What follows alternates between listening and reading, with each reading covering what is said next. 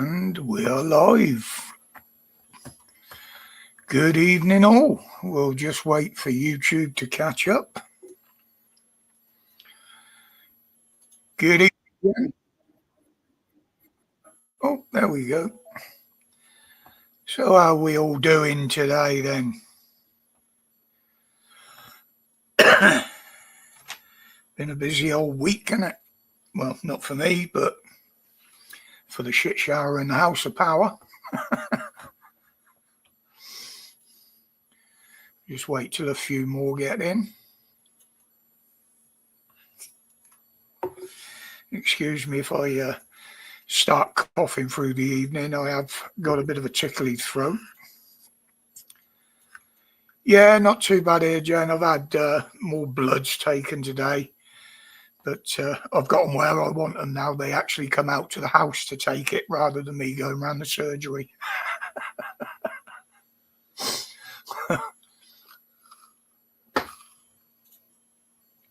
And she was very good, the phlebotomist. I didn't even feel the needle going in, and she had it in and out and collected what she wanted in less than 30 seconds. So she knew exactly what she was doing. It was a big fuck off needle as well. Yeah, it's supposed to be a 6-pack as well, look, Jen.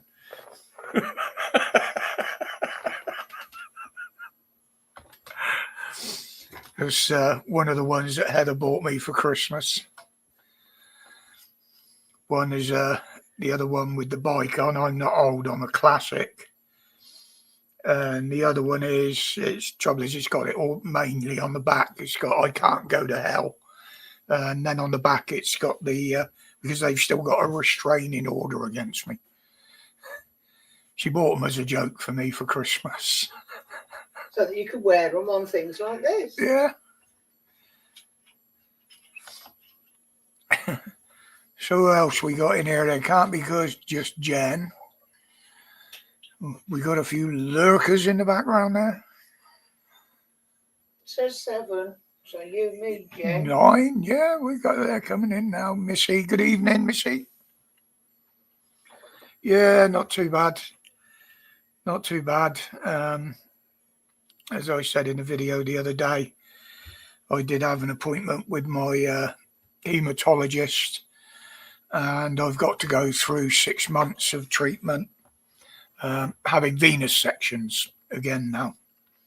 My red blood cell count has gone through the roof again, so I've got 6 months of that to endure.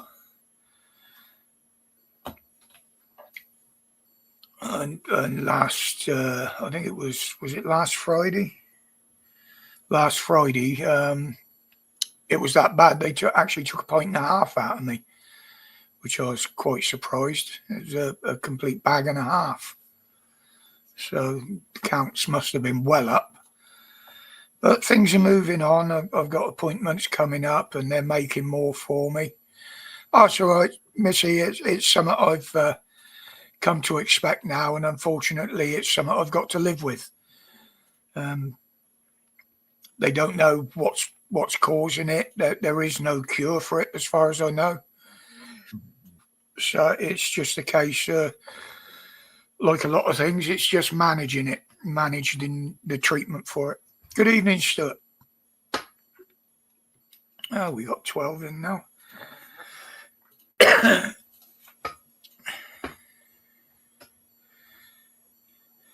At least you being seen. Yeah, it's literally, Jen, I give them a rocket over not being seen. This is the GPs. The consultants I see are on the whole very good. My hematologist is very good. I mean, I can walk in there and get an appointment there and then if I needed it. But the GP surgery, I shook them up a bit, told them a few own truths. And my hematologist, as I say, is very good. She actually wrote a letter to him saying how annoyed she was that I'm not getting the appointments I need. Good evening, Moo. It's but now that they're ringing up for me, ringing me to make appointments, so I don't have to ring them.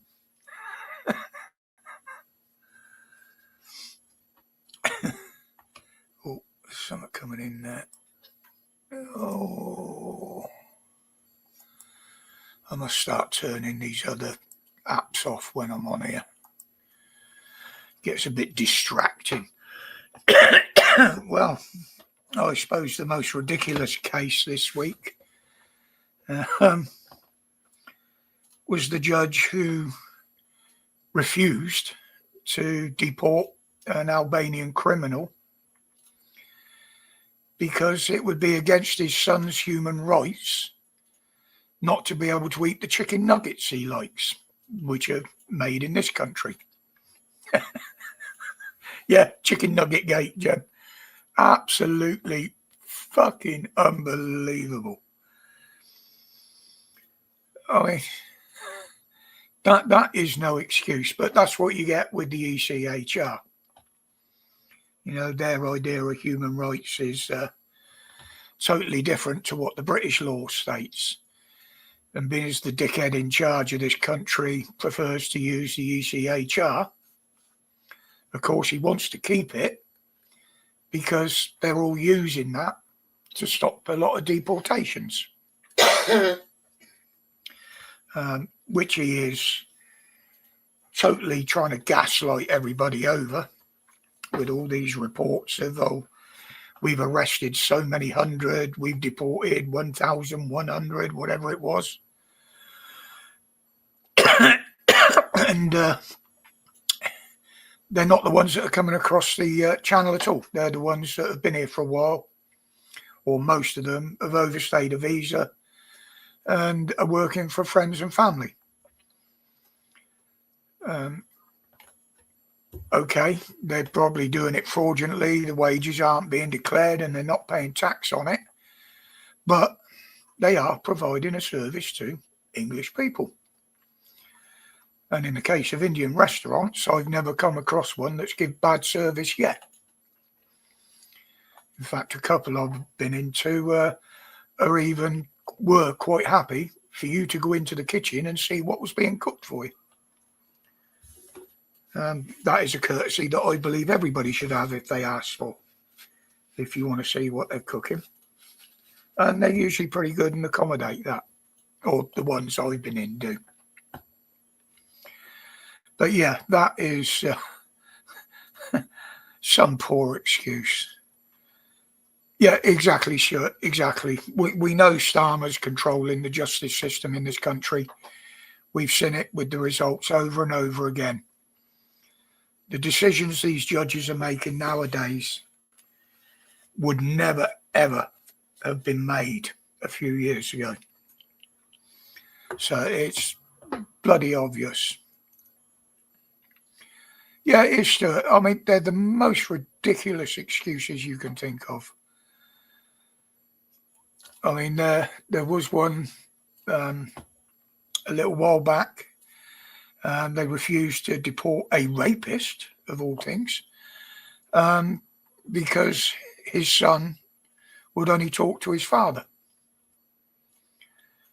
Well, there's an easy solution to that, isn't there?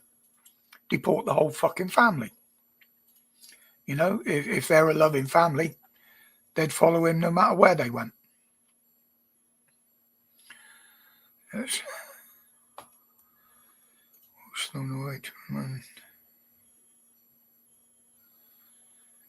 Yeah, there's loads of them, Missy.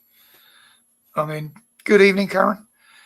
I mean, I literally, when I'm awake, look at reports like that all day.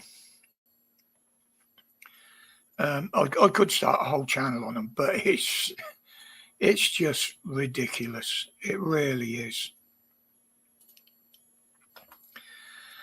And today we had the government, or Starmer said that he would have a public inquiry with a judge running it. What difference that makes, because we know how corrupt the judges are.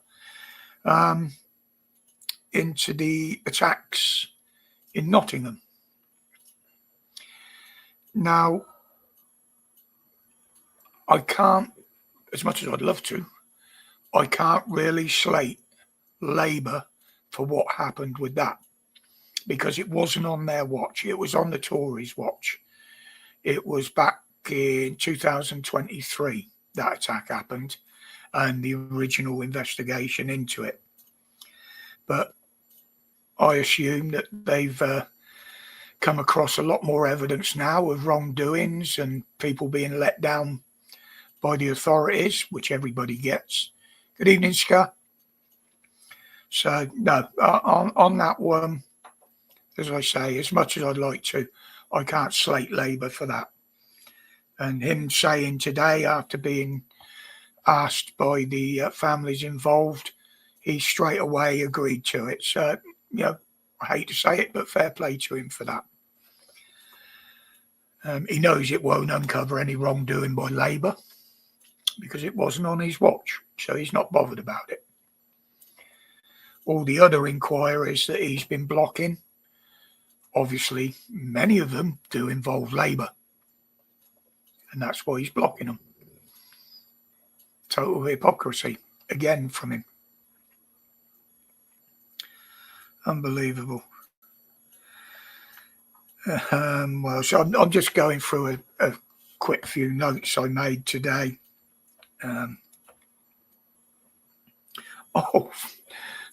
Apple. Everybody give Apple a big clap for fucking Cooper off. Absolutely brilliant. Now, unfortunately, they can force them to release certain data. But this would only be under a court order for a specific case, if a certain case was being investigated. Other than that, no. I would personally use the ECHR, which says you are entitled to a private life, free from intrusion. So straight away, that should shut down what they're trying to do. It's... I've always said, and I've said it many times since these things have been introduced online, these clouds and storage areas from different platforms, entities, where you can put stuff is never, ever going to be safe. Never.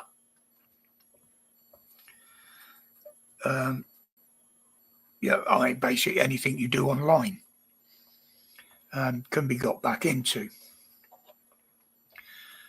All my stuff, my videos, anything I want to keep, I don't even keep it on this computer. It all gets put on a hard drive, portable hard drive. That doesn't get left in the house. That is kept elsewhere. I just bring it home when I want it. So they can fuck right off on that. But, the surveillance in this country now, I mean, we might be as well living in fucking North Korea or China. Now, you think a lot of shopping centres, pedestrian-only precincts and stuff like that, you quite often get these police vans parked there with the facial recognition cameras. They take your picture. Good evening, Marines. And straight away, they want to know your ID. They want your details. Get fucked. Cover your face with a mask, a hood, anything. They'll come up and threaten you with arrest for not giving you details. Well, that is a false arrest, an illegal arrest, because unless you're suspected of a crime, you don't have to give your details. And the law says when you're in public, you have to keep your own security. If you want privacy, it's up to you to create it. So they can't arrest you for pulling a hood down or pulling a mask up. Simple as. They will try. You just tell them to fuck off, point the law out. I'm invoking my right to provide myself with my own privacy. I'm just waiting for them to have one in the town up here, because I will go up there and fuck them around so much stupid. But anyway, good evening to the rest of you guys, lurkers in the background there. Evening all, because I can't be bothered to type it. We know there are lurkers, and there are good lurkers, and then you got the ones like the faceless cowards, which we'll be watching. We know that. Yeah, it is, Scar. The thing is, they haven't got the intelligence to learn the fucking law. They get 6 weeks training, and that is it. How to fuck people about. And if you think about it, Gordo, good evening, mate. Yes, accuse you of section 50, but they've got to say what you were doing, Stut. It's like section 1 of PACE. Well, you're causing a disturbance. No, I was quite happily walking through here till you assholes started to come and talk to me. So who created the disturbance?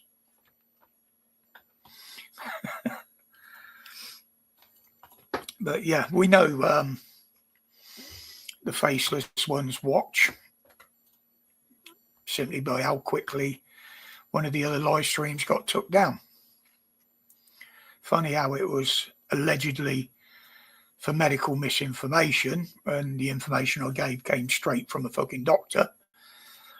But they don't know that, do they? They're that fucking dumb. They're too busy jerking off into the tissue under the desk. Oh, we got him. We got him. They must have bins of sticky tissues in their offices. Hopefully they're not getting their rubbish collected either, so they'll just get all mouldy and manky. Yeah, they do, Stuart, but I'd be quite happy for them to arrest me for it. Lock me up for the night. Absolutely fine. That's going to be $1.5 grand, $2 grand in the fucking bank. Yeah, because it's all wrong for the rest. In the morning. No, you'll have to make your own, won't you? And you'd have to come and pick me up. So, yeah, I mean, $1.5 grand for 8 hours work of doing nothing. Bring it on.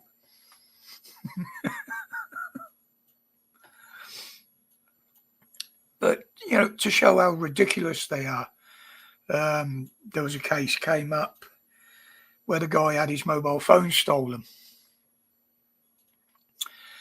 And they wouldn't give it him back. And stating their excuse was that the thief had made a phone call on it. So he could possibly invade that guy's privacy by seeing what the phone call was. But what about all the data and the phone calls that fucking thief could see that the owner of the phone had made? It did go to court, and the judge just said it's absolutely ridiculous. He laughed at the police. You know, he told them, you're just showing yourselves up for fools.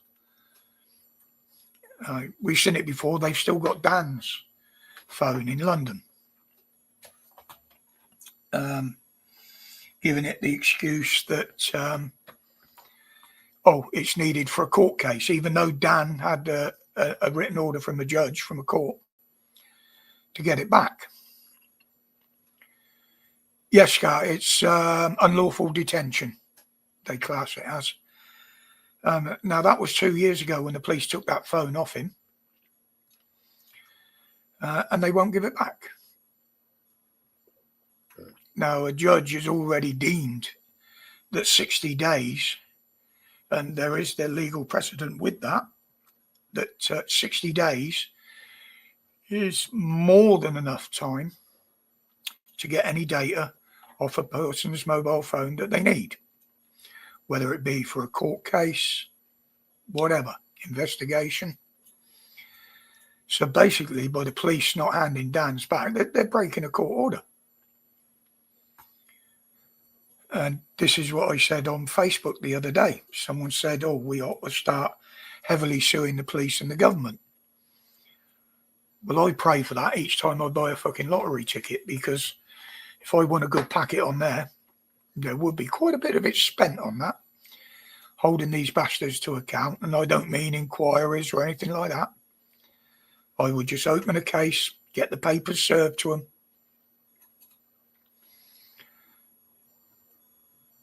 Yeah, some people do lock their phones, Stuart. But the only way they can force you to unlock a phone is, one, by a court order.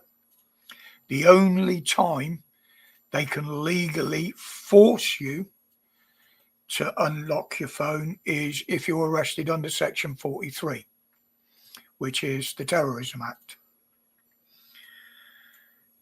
Under that act, you don't have the right not to answer questions either. Your Miranda rights go right out the fucking window. Yeah, but all they got to do, Stuart, is take the SD card out, or even the SIM, the memory card.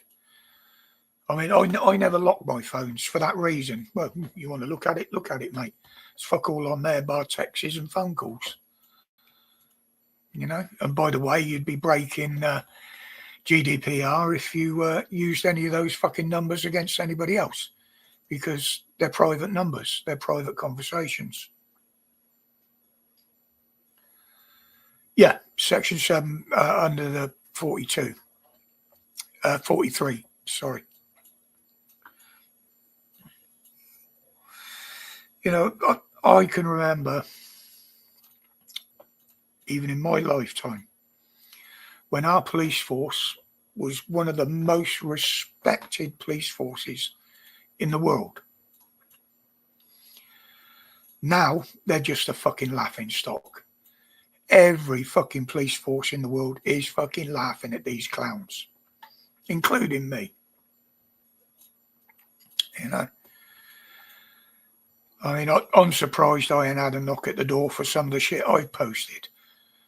You know, oh, we don't agree with what you posted. Well, that's your fucking problem, mate. That's an opinion. It's not breaking any fucking law. And I've got the answers from when the clowns turn up. Oh, we'd like to invite you to a voluntary interview. First thing I'd tell them is go and learn the fucking English language. An invite can be declined, and I don't do anything voluntary. So fuck off. Go and get yourself a warrant. I'll walk out the door with you. But once I'm out that door, I ain't going to say another fucking word to you to confirm or deny anything. Yeah, that's all they are, Scar. They're just government heavies that think they can run roughshod over everybody and do whatever they fucking like. But the thing is, people have seen it enough now, and people are arguing and fighting back about it. You know, they think people don't know these things. But when we see it happen day in and day out, watch hundreds of videos of it happening, you know, they're just so fucking dumb, it's unbelievable. How they ever get into the police to start with is beyond me. Because nobody with that level of intelligence would have passed the old entrance exams. Unbelievable.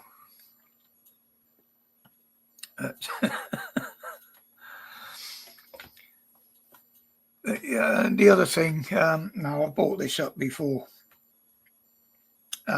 there's an absolute glut of these AI channels coming on YouTube now. You know, the ones, just a couple of pictures, clickbait as a thumbnail, and a robotic voice, an AI voice. Now, you've got to be very careful with those clowns. I mean, I don't watch them. Every time one pops up, I block it. They can be very dangerous for you because they're getting away with posting mis and mal information. We will get pulled down for it. Why aren't they? Well, many of them are from abroad.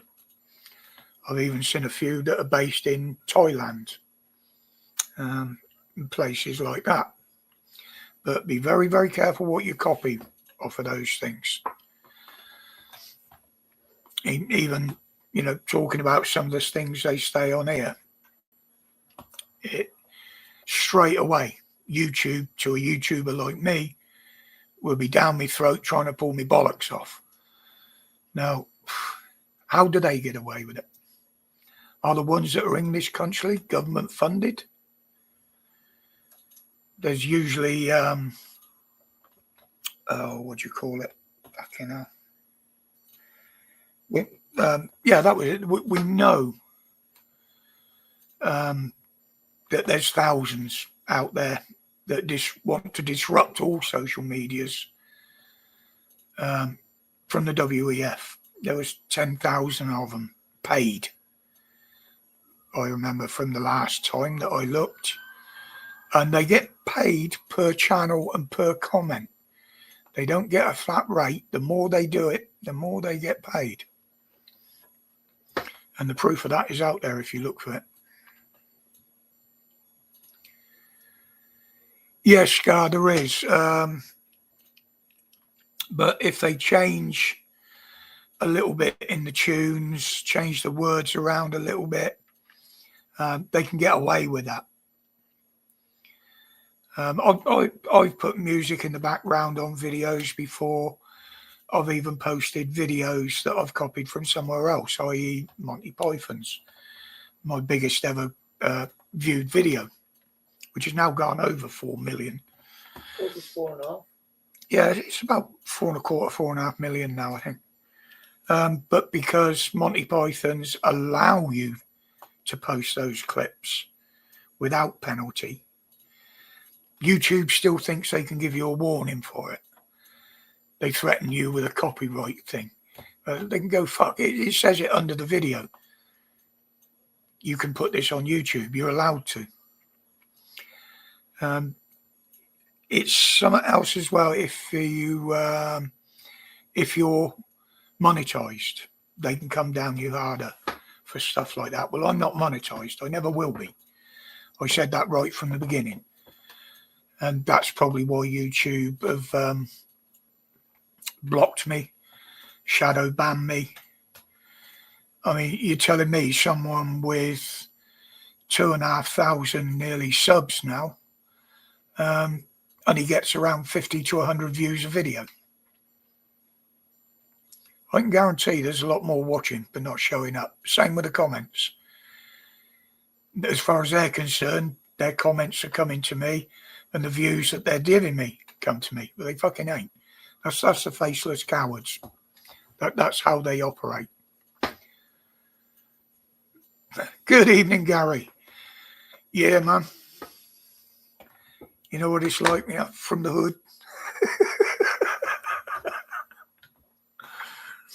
Grumpy old get in the hood.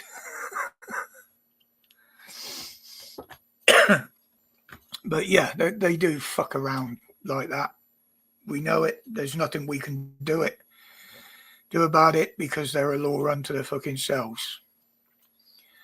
I mean, yeah, you could go and start another YouTube channel up, shut that one down, but then you've got to work all the subs in again. And as soon as you put it on this channel that you start in another channel, they'll be jumping over there. Like Mr. T. Yeah, I mean, it's the right shape for Mr. T. But look at where they put the fucking nipples on it, you know what I mean?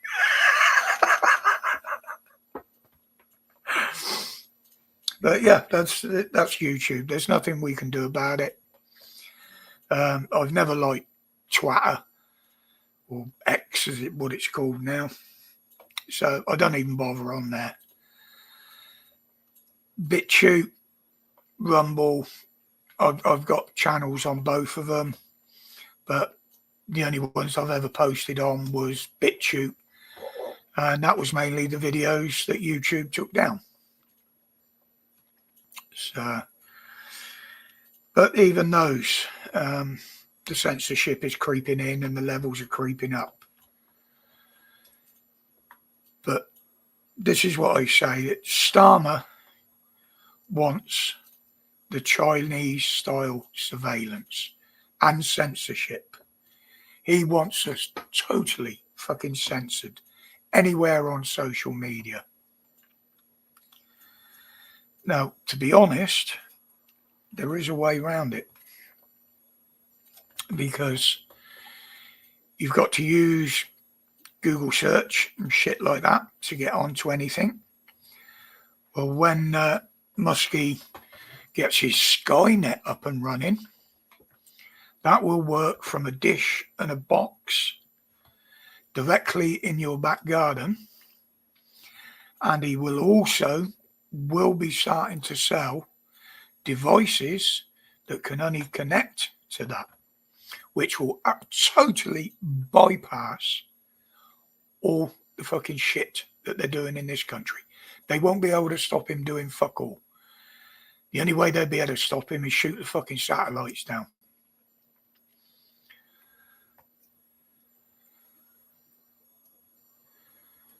Yeah, that's the problem, Steve. They do.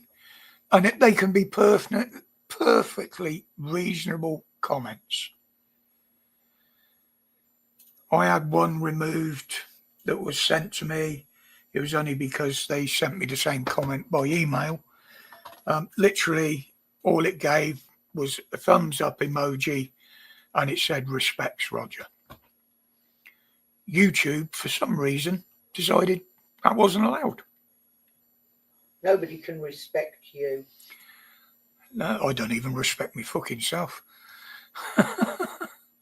Yeah, sure. It is such a shame, because YouTube is the easiest one to use, I found, and that's why I put the main channel on it. I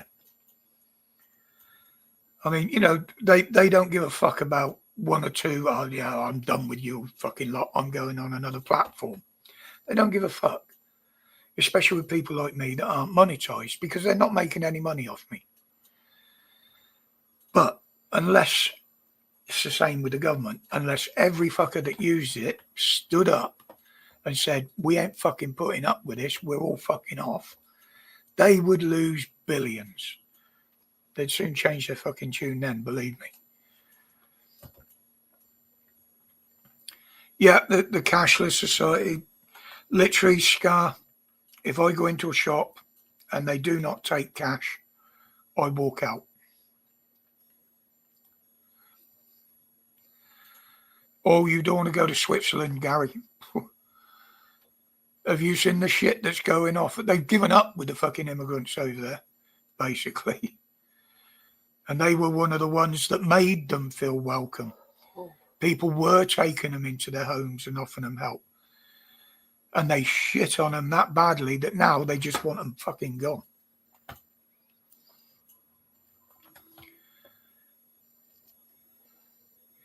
God bless. Good evening, mate. Yeah, it ain't real. It ain't real, Simon.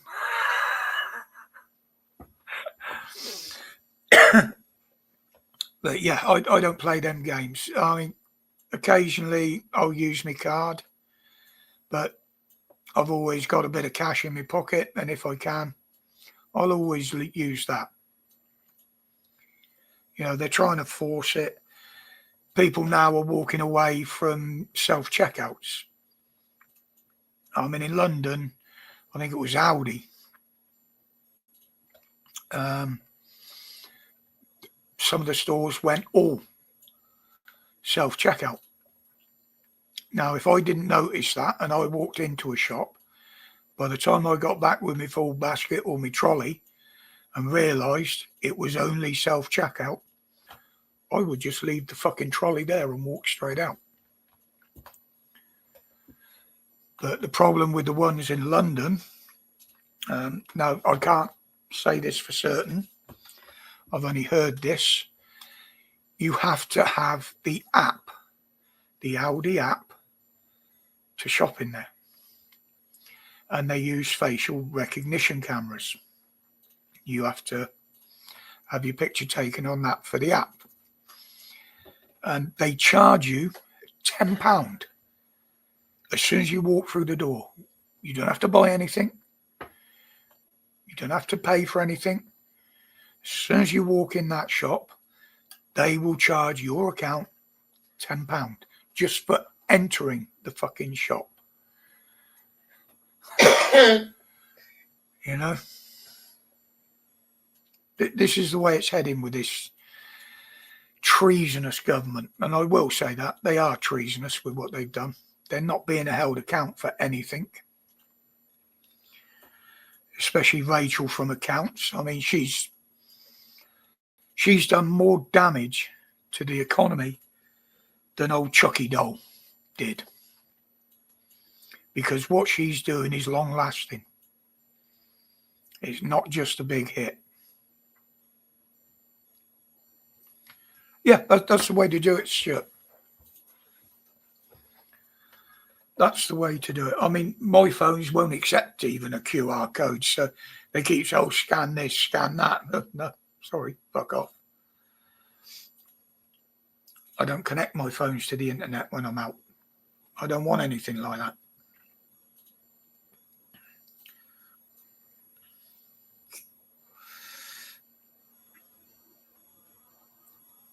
Still breathing, as always, getting there. Yeah, I feel the same, Simon. It's at least I'm getting some of the treatment I need now. I'm still waiting for me physio appointments to start for the arthritis in my neck and shoulders. But as I said earlier on, I've got 6 months now of venous sections for the polycythemia. Obviously, there's no cure for it. Not that I know of anyway. They can't find out what it's doing it. My body's just decided it's going to do it. So, yeah, I just got to go along with the treatment. But it's very unnerving seeing all your blood getting drained into bags that are just thrown on the floor. But at least they haven't suggested anything silly like a chemotherapy or anything like that. Well, yeah, but then there is a cancerous version of it. Yeah. Polycythemia vera. Yeah. But mine isn't the cancerous version, so yes, the chemo wouldn't come into it. The only treatment so I you're did. Lucky. Oh, I'm not saying it couldn't progress to that. It could quite easily. I mean, you know, I do know a bit about the cancers, but what I know from experience, because my father died of cancer, so have a lot of other males in my family on the Whittington side of the family. It seems to run in the family. But what I know and what I've been told, the faceless fuck faces, you know what I mean, they would just pull it down as misinformation. They wouldn't even go and check the information. It's misinformation. You're gone. But they allow mainstream media and the government to put misinformation and malinformation all over the fucking internet, on social media and everywhere. How do they get away with it, yet we can't?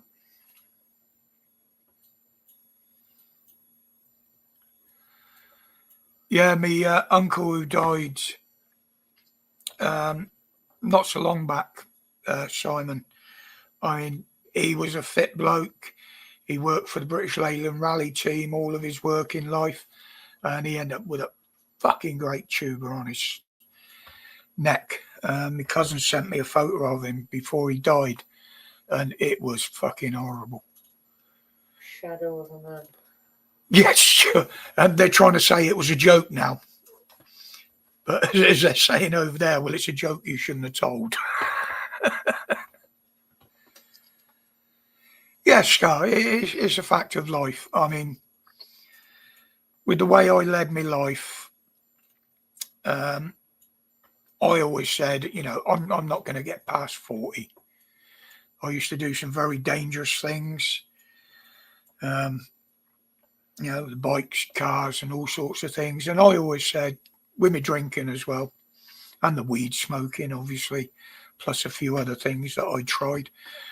I always said I wouldn't live over 40. Well, here I am, 24 years on nearly from that. 24 years next month. Yeah, I'm paying for my wild days, because I'm sure a lot of what's going wrong with me now is down to the way I used to live my life. So, but I still wouldn't change anything. I wouldn't change anything that I'd done in my life. I enjoyed it. There was good times, bad times. You learnt from the bad times and enjoyed the good times. It's a shame the younger generations today, they think they know fucking everything and they've never lived a life. All they've done is most of their fucking days are spent like this, and they wonder why they're so dumbed down. It's unbelievable. 59 in 11 days. Yeah, bloody youngster. Yeah, exactly, Stuart. But you didn't do that to yourself. In fairness, you joined the services. But, yeah, most of mine was all by choice.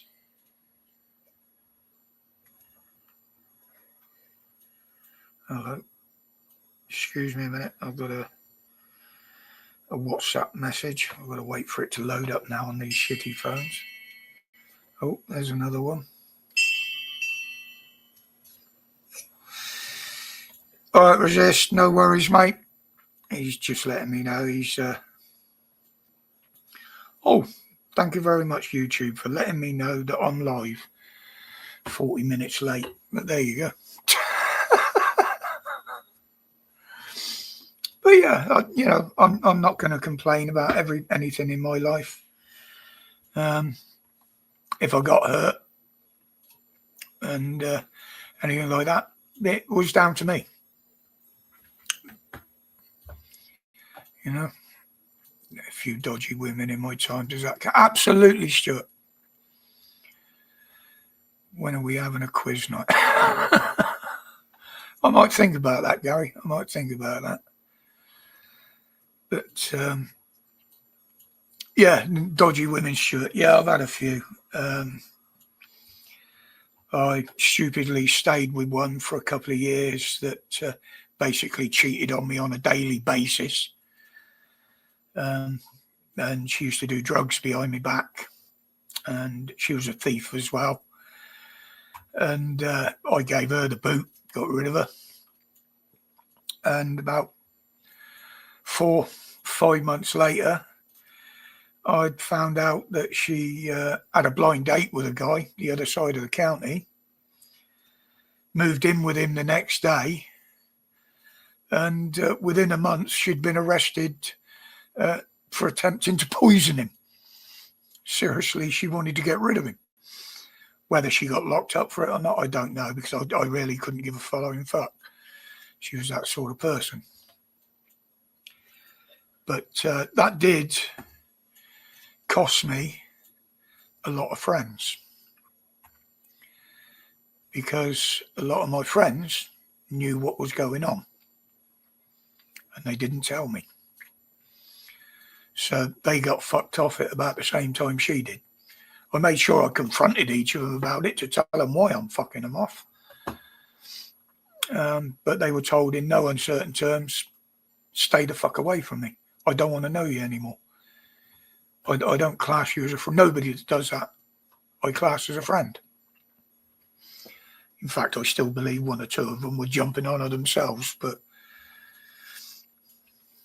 it sounds like I'm being bitter if I said she wasn't even a good shag, but, Oh, you're spoiled now. It's really embarrassing when you can turn around and say, you lazy bitch, you never moved your ass once.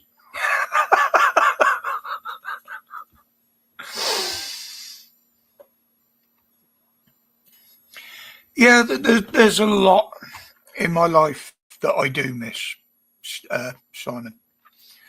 I will admit that. But I've never felt that I've ever been in a real good relationship with most of them until I met Heather. Her family made me welcome right from the start, and they continue to do so even to this day. That's because I brought them up properly. You did. You brought them up well. You should hear what they say about you behind your back. Oh, yeah. That's why they're behind me.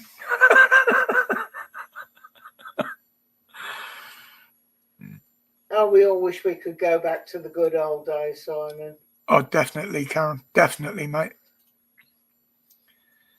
Yeah, it is normal to sit back and think of your past life. I mean, I've got a picture of my father in my wallet. It's been there since the day he died. He was the only one in the family that understood me and knew where I came from. But unfortunately, Mother ruled the house, basically. And as I've told the story before, I'm not going to go into it now, but she shit on me from a great height, even after her fucking death.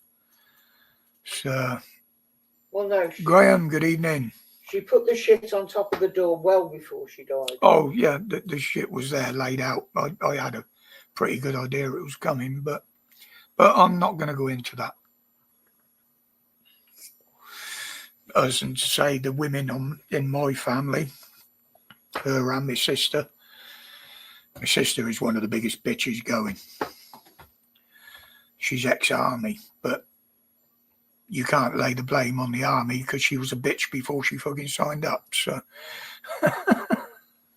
help, Graham. But anyway, how's everybody else doing out there? Anybody else want to bring anything up? I might think about a quiz at some point. We've got enough questions, Gary. We've got a Trivial Pursuit upstairs. We've got other boxes of quiz questions and answers. We were going to play Trivial Pursuit Christmas Day once the young ones had gone and it was just the adults here, but chicken nuggets, rice and peas. Yeah, I covered that one earlier, God bless, when I first came on. It's unbelievable. Unbelievable. Yeah, that's the thing, Graham. You've got to be able to recognise a toxic relationship before you can get out of it. And unfortunately, if a woman is good in bed, a lot of blokes will overlook a discrepancy if she's a good-looking woman. Personally, I don't give a fuck how good-looking they are. They screw me around, they're out, they're gone. I don't fucking care. Well, you're out, you're gone. Well, no, usually they've moved in with me, so I fuck them off out. And I don't do it subtly either. They come home, the lock's changed, and their bin bags are on the fucking doorstep. If they don't remove them within a day, they're gone. They're in the bin. Yeah, we're going June, innit? This year we're going July. Yeah, we're going away for the usual 10 days. I do look forward to it because where we go, the air is a lot fresher. I breathe a lot easier. This year, I may struggle to get to one or two places where we like to fish, but we have got marks where literally I can step out the car and fish from literally 5 feet in front of the car. So we've changed our dates this year and we get there on the landlady's 60th birthday. Oh yeah, we've got a party, haven't we? Hello, Fer, good evening. We've got a party to go to when we get there. I'm doing April, don't tell me why she's called June. Fair enough.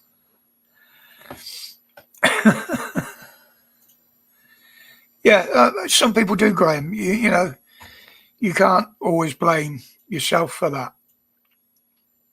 You know, it's I was going to say women are very devious creatures, but there again, so can some blokes be as well.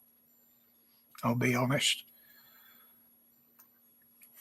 It's yeah. I mean, I had one. Um, we got into an argument over something, not a big argument, and she hit me across the arm with a can of hairspray. But this just wasn't your normal type of hairspray. Back in the day, you used to be able to get them that were 2-3 foot long. Some of you ladies will probably remember those. She whacked me across the arm with that near my wrist and broke my fucking arm. And she was out the door before I went to the fucking hospital.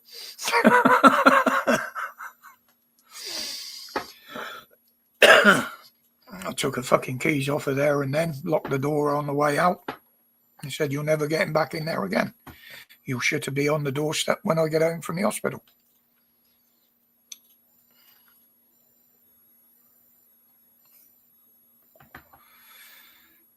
It was, I know about hairspray. But me and Heather, you know, we both led different types of lives, to be honest. But right from the word go, we've always been open with each other. You know, we both talked about our past and what have you. And if you can do that in a relationship, there are certain things that if they happen, I've never had to do it, but you can forgive because you can understand what they've been through in the past. You know, it turned out Heather has had bad relationships the same as me, and not from her part of the relationship. So she's told me about that sort of thing from the woman's perspective, and I talk to her about that sort of thing happening from a bloke's perspective. We both also loved somebody, lost somebody we cared very deeply for. Yeah. That may have been our life partner had they not died. Yeah. I mean, I was, well, we were going to get engaged and get married. She was a New Zealander. This was many years ago. And she went home to tell her parents about it. And it wasn't until about 2 months later, I hadn't heard from her. And her father rang me because he found my number in one of her books, and she was killed in a car accident. Within, I think it was 2 or 3 weeks of her going home. That was a hard hit. That was a very hard hit. But it's because I'm identifying as black tonight, Graham. You've been down the gym and you've toned all your muscles. You know, takes you lot weeks to get a body like that. I can do it in a day, see. Shame it's about 3 sizes too fucking big and it don't fit the body, but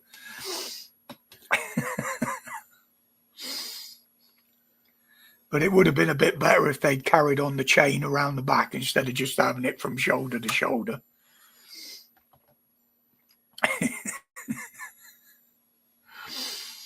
But I'm like, yeah, did you hear that stupid fucking health secretary? I was sat here absolutely pissing myself. You know, I'd have gone into Parliament the next day and took a feed bag for him, like, you know. Yeah, is it because I is black man? Me and me posse, you know. I can't do the voice with this throat. But, yeah, what an absolutely ridiculous thing to say. I mean, Anderson could have come back with a better retort, but his was quite funny.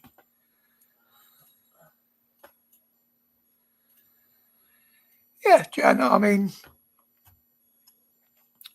I when I left well, the relationship basically broke down and she ended up with me fucking house and everything. But, I'd been up here probably quite a few years. And all of a sudden, out of the blue, I get a phone call from her saying, "Oh, I had a baby girl." I said, "Well, what the fuck's it got to do with me? It can't be mine." I told her when I walked away, I said, I don't want to hear from you. I don't want to fucking know. You did me wrong. Fuck off. Leave me alone. And lucky enough, she has since then.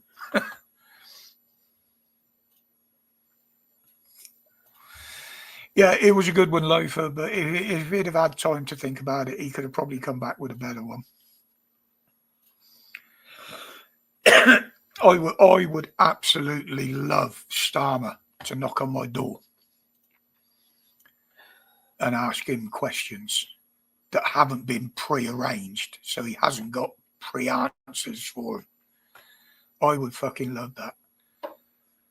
I mean, I've been waiting for the police to come round after their last one a couple of weeks back.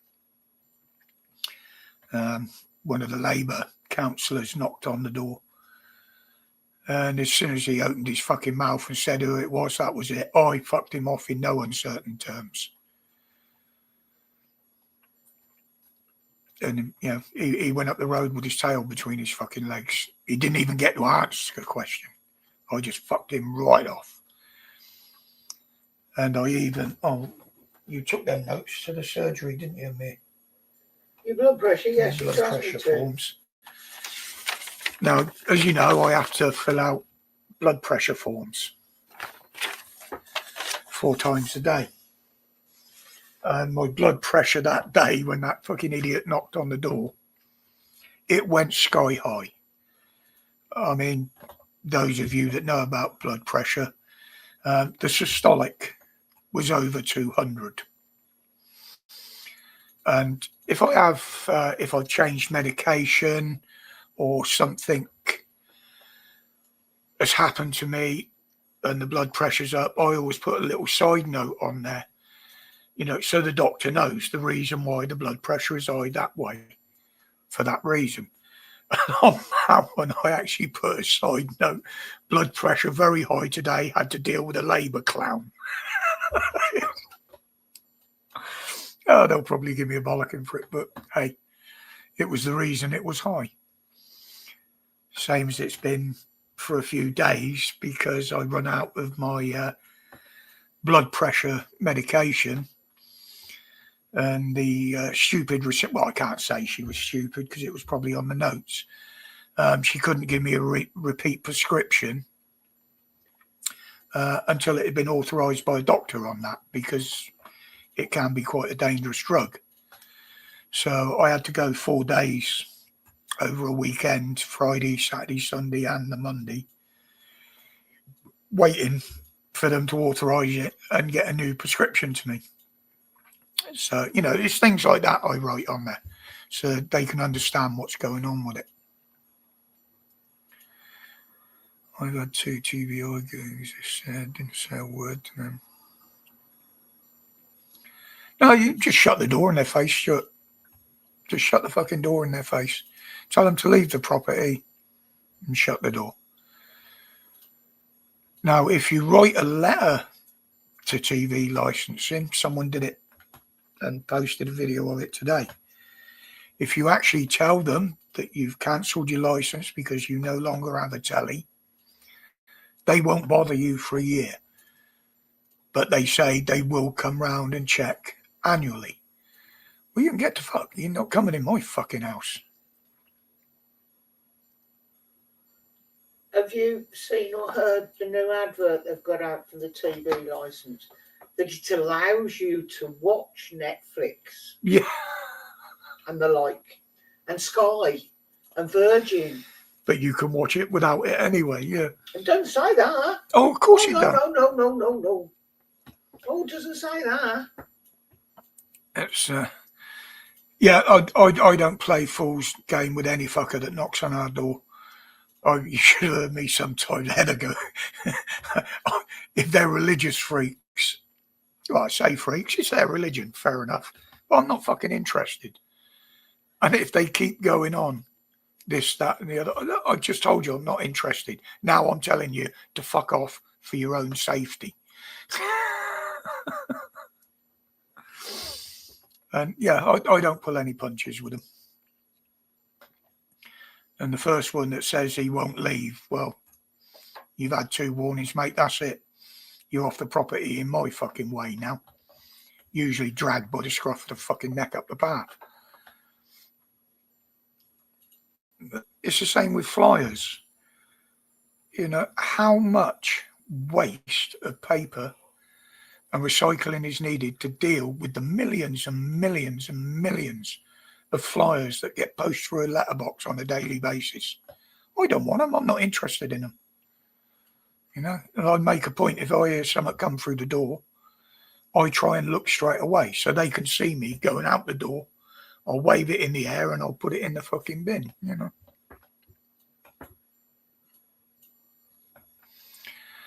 Yeah, it's not just the BBC though, Jen. Their license, the charter they've got, covers them for any live transmission. That's why if you've got a radio on in the workplace and everybody else can hear it, technically you've got to have a BBC license for that, believe it or not. You're going to have an entertainment license for that. Or an entertainment license, whatever it is. And there's many a factories have fallen foul of that, having piped music and what have you off the radio. They could all be done for it, and several have. If you're broadcasting it so that more than one person can hear it, you need an entertainment license. Yeah, as far as I know, that law's never changed either. Nope. Not as far as I know, Graham. Well, think about it. This is a live show.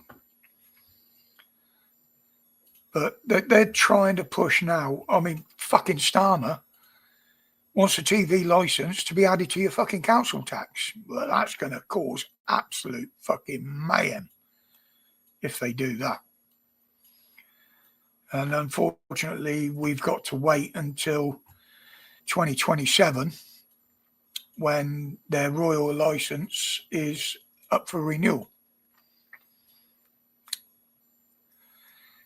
Trouble is, Labour could still be in power then.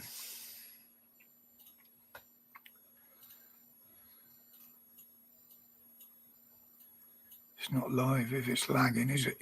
Exactly, Jen. Yeah, it's not live. It's at least 15 seconds behind. The radio does if you're playing it in public, Stuart. Well, it does over here. Over here, anyway, or even in a workplace. You have to have a license to pipe live radio broadcasts. You know, if, like I say, if a factory's got piped music, radio, they've got to have a license to do that.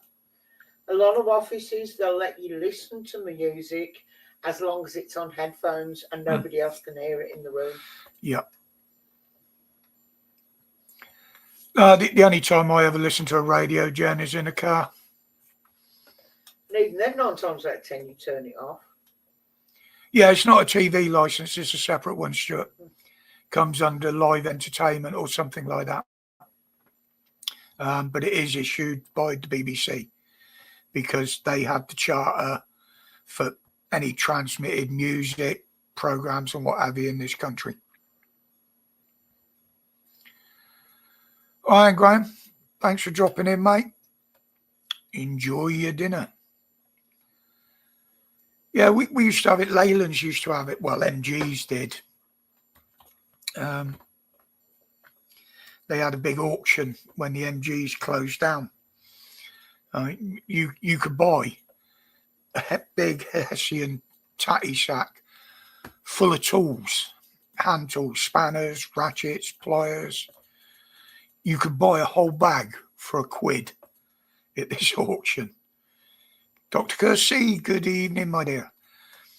But they put 2 special auctions up. One was for the factory clock.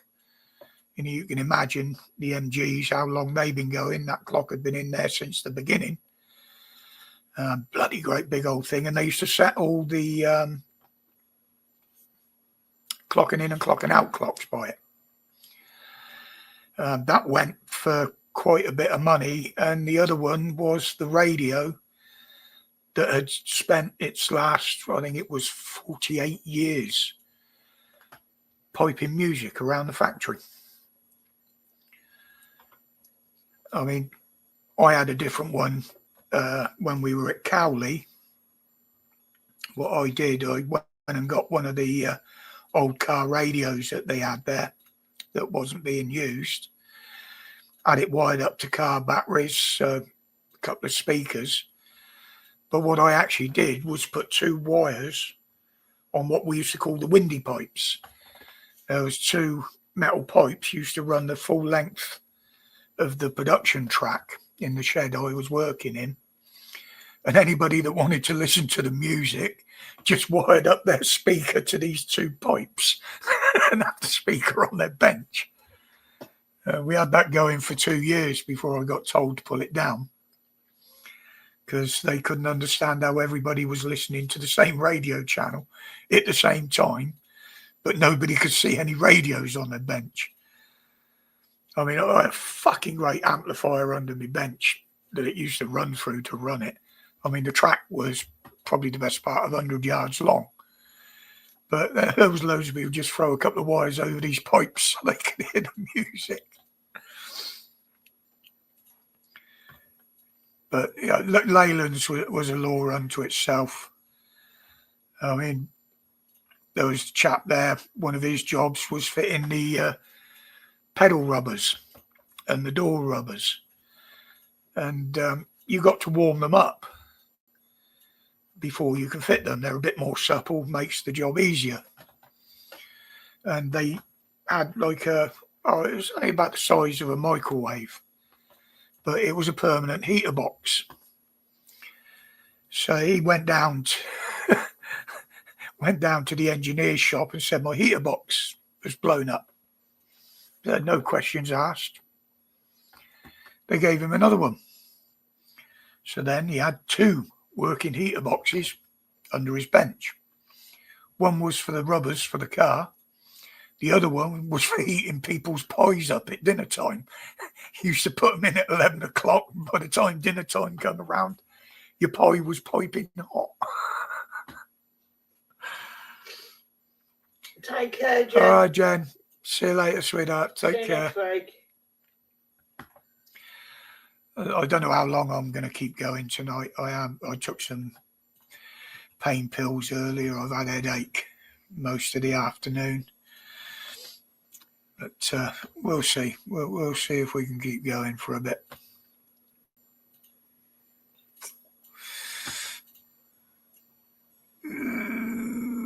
Has anybody else got anything else they want to bring up, or anything they've seen in the news or seen on YouTube?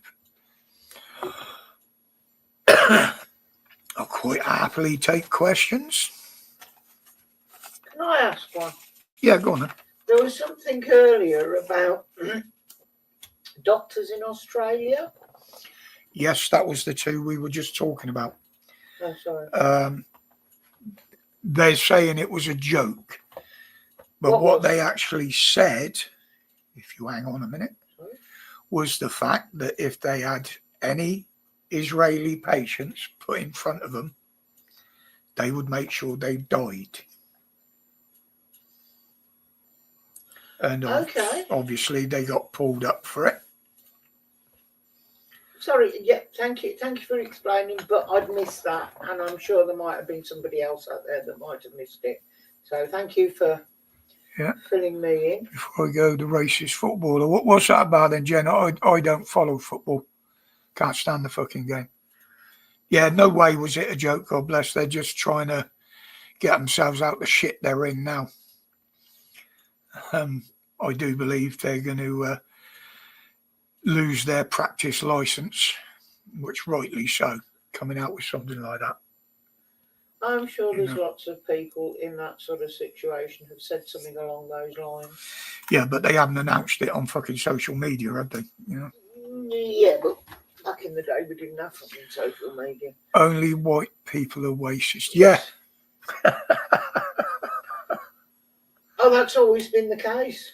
That was up there when it's something like they told a copper, "You're stupid and white," but the copper didn't say a fucking thing about it, because we know only white people can be racist, can't we? You know.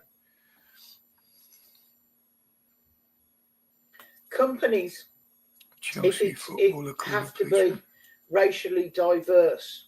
But you try and get a job with an Indian company or an Asian company. Nope, sorry, you don't speak our language. You can't join. You can't join our club. You can't have a job. What happened to this when Starmer said he was going to do away with all the DEI hiring? There's still plenty of jobs out there that are advertising for certain ethnicities, I should say. The police are still employing people on their colour and race. Now, the idiot fucking government said that, I'll call them Muslims because that's who he was talking about, are outbreeding the indigenous people of this country. Well, of course they are, because most of them have got multiple fucking wives. I will say daughters, but I'll leave that there as well. And they can claim benefits for all these wives as well. And do you know if you're like a Muslim, a lot of them can get away without paying council tax? Not just Muslims, I will say that, so I don't get myself into trouble. But if you're a member, an active member of a religious group, you can actually get a reduction or get your council tax done away with. First I've heard about that. That's the case. I'm joining the church. I bet there's millions of Christians out there that don't know that are active members of a church. Hallelujah. Yeah. Yeah, I did read something about that. God bless. I didn't look too much into it because, I mean, we know the racism in this country is so fucked up. From both sides, I will admit, from both sides. I've never been racist towards any of them. As I've said, the tax stuff. Yeah, it's council tax. God bless. If you're an active member of a religious church or something like that, apparently you can get a big reduction on your council tax or get away without paying altogether. Is that only because there wasn't a church in his area? I don't know. I haven't dug into the story, darling. I'm just possible reason why. I'm just going through some of the reasons that people aren't paying their council tax. But going back to certain religions, shall I say, outbreeding the indigenous people, before I got sidetracked. Yes, they are. In my opinion, there is a very good reason for it. Because they know they can get the money off the government to upbring and feed those fucking kids. Where the English are more sensible. They realise I'm not in the position to have a child financially. We cannot support a child. So they're holding off. So obviously, we're not going to be breeding as much as them. That's my opinion, by the way. Faceless cowards that are lurking out there listening and watching. an opinion. Didn't say it was fact. But as I said, you know, these people that are pulling out of paying council tax have got to be very careful, especially, as I say, if you're a council tenant, because there will be repercussions and they will be harsh from the councils. And at this moment in time, many people don't have a choice to vote on their council, because many that are Labour, they're not going to be holding elections this year because of that silly bitch, the Growler. That is the first part of going down, doing away with democracy altogether. Now, I said in a video a few weeks back, I would not be at all surprised over the term of this government's little sit in power, that if they will try and find a way, in my opinion, of doing away with even the general elections. So the only way they will ever leave power and leave Parliament is if the English people march in there and fucking drag them out. Remember I said that? Because I'm of the opinion that's what they will try and do. She's there, Diana, but I'll tell you what, I reckon she'd do a better fucking job than Rachel from accounts, even with her counting. Because obviously she can't even use a fucking calculator, and her in there with her abacus would probably do a better job.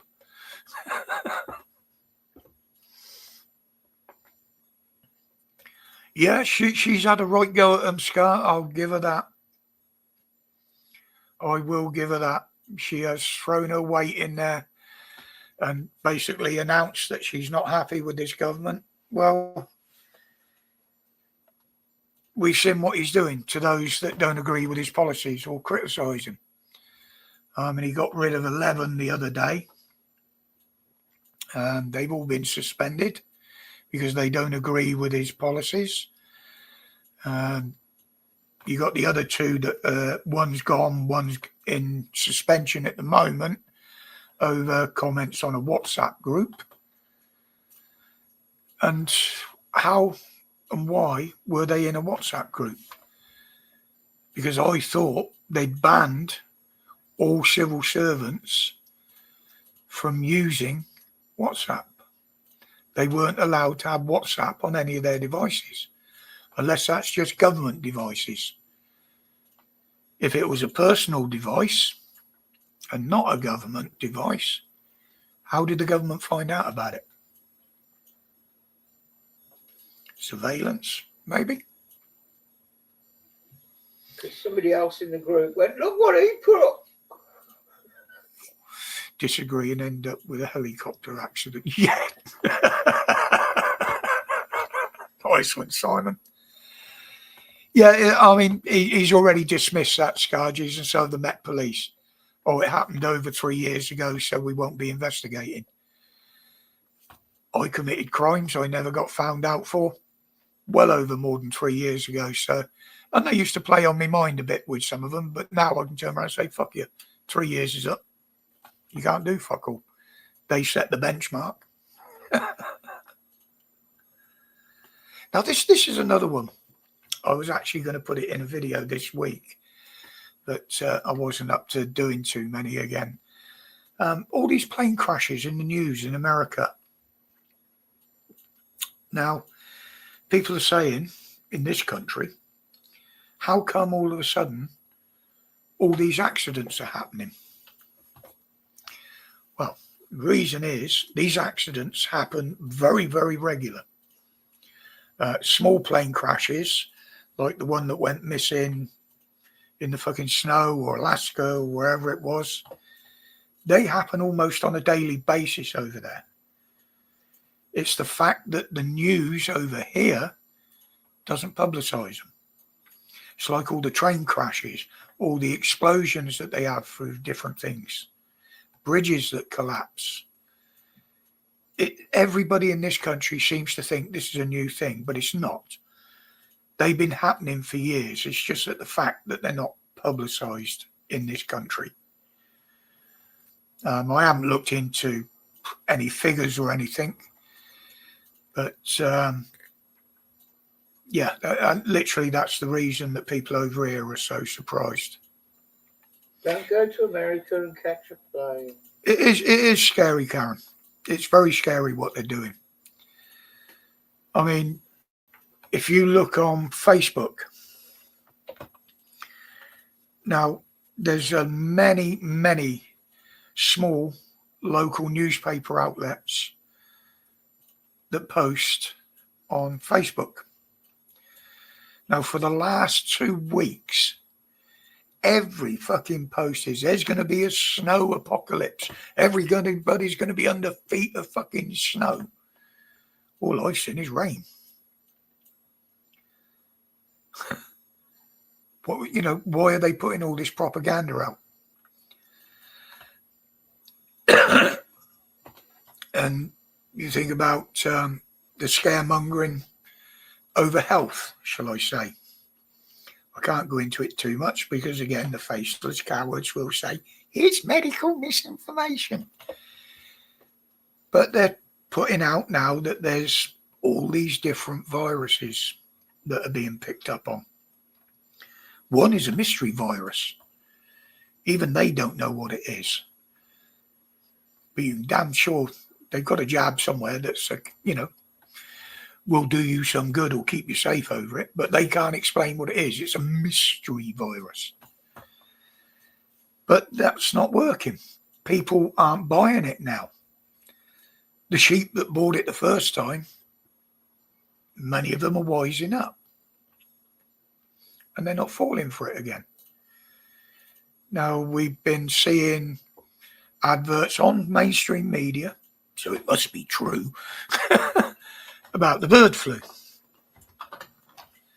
Well, apparently, mainstream media put out now that there's been 2 people that have been found with it in this country. Haven't said whether they're hospitalised through it. Haven't said that they died through it. Yeah, this is how propaganda works. And people aren't buying into it. So now the scientists have come out and said, we've got a killer asteroid coming our way. Well, asteroids that could wipe this planet out, pass what they call near passes, happen all the time. So why is this one any different? I mean, at this point, if this carries on, I'd welcome the fucking thing. They're all supposed to be made of metal. I'd be gathering every fucking magnet I can and sticking them on the roof of the house because it would probably be a fucking blessing. You've been watching Ice Age again. Yeah. They keep saying Putin's the biggest threat this country's facing. No, it's not. Starmer is the biggest threat this country's fucking facing. He's more likely to destroy this fucking country long before Putin ever does. Yeah, exactly, Karen. Exactly. But there again, they're supposed to be a higher life form, higher, more intelligent. If they're that intelligent, they'd just keep going. They'd look at the shit that's going on down here and they'd just keep going, to be honest. That would be my opinion of it. To get me off this planet and away from the madness, I'd quite happily bend over for a bit of anal probing just to get out of the fucking place.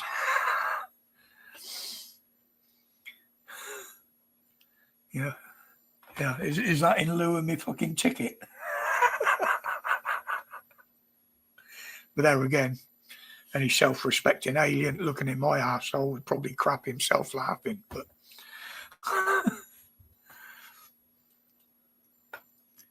yeah, he is Scar.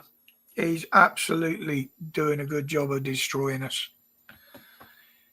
You know, when you've got MPs, Labour MPs coming out, not advocating child sex, underage sex, but there's at least two that have come out in public and said it doesn't do the kids harm. It doesn't harm them. Okay, it might not harm them physically, but mentally, it will fucking destroy them. Is this somebody that was molested as a child and knows firsthand? I'm not going to go that far into it because you know what YouTube are like. No, sorry. Afford My point was, if you're going to make a comment like that, you have to have experienced. I'm making a comment that two MPs made. I know. So it's nothing to do with me. They again. made the comment.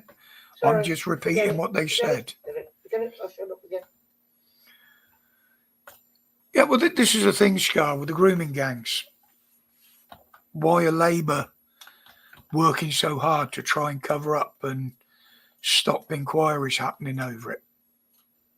Now, if you're trying to stop something like that, my first thought would be you're involved in it.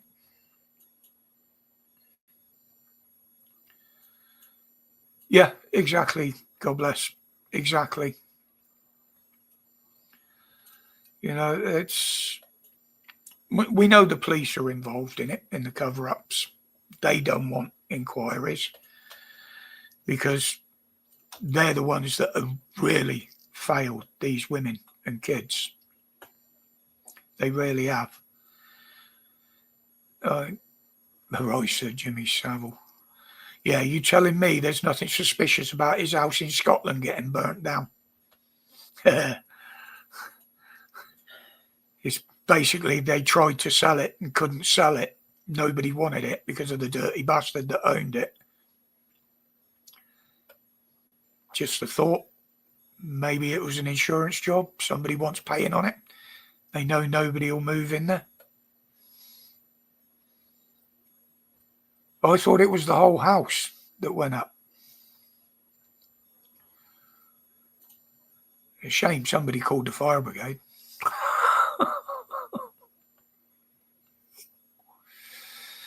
But yeah, you know, to me, you don't try and cover stuff up like that unless you're involved in it.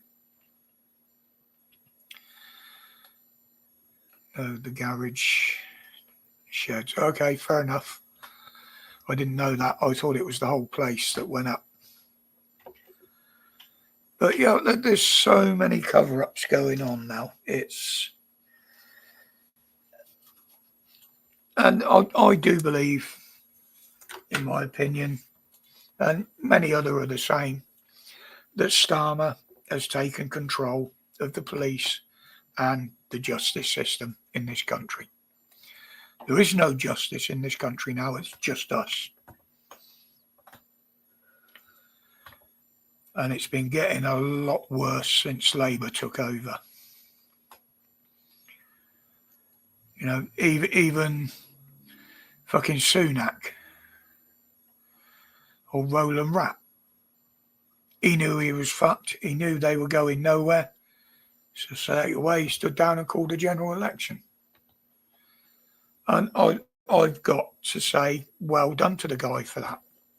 He knew the public didn't want what he was doing. Although the economy was growing, albeit very slowly, but it was slowly moving. But Rachel from accounts absolutely fucking mullered it within a month. You know, it's just, she shouldn't be in the job. One, she misled the House with her CV. Well, that's a no-no straight away. She should have been thrown out of the House for that. Starmer and the others misled the House, lied to the public. Forget the £2 billion black hole. They lied to the public and they fraudulently won that election with their promises.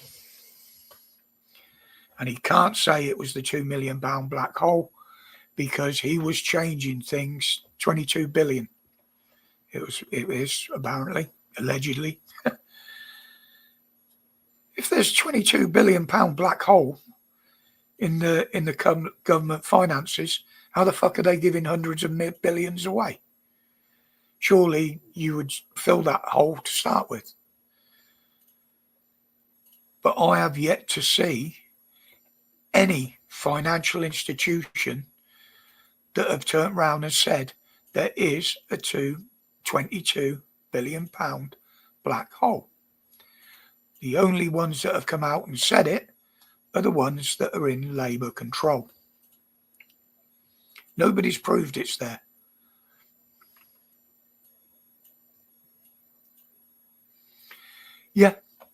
Yeah, it was all costed according to them. Everything they were going to do. They were going to, lower taxes. They weren't going to put taxes up. This, that, and the other. And the minute they got in power, bang, they started reversing them.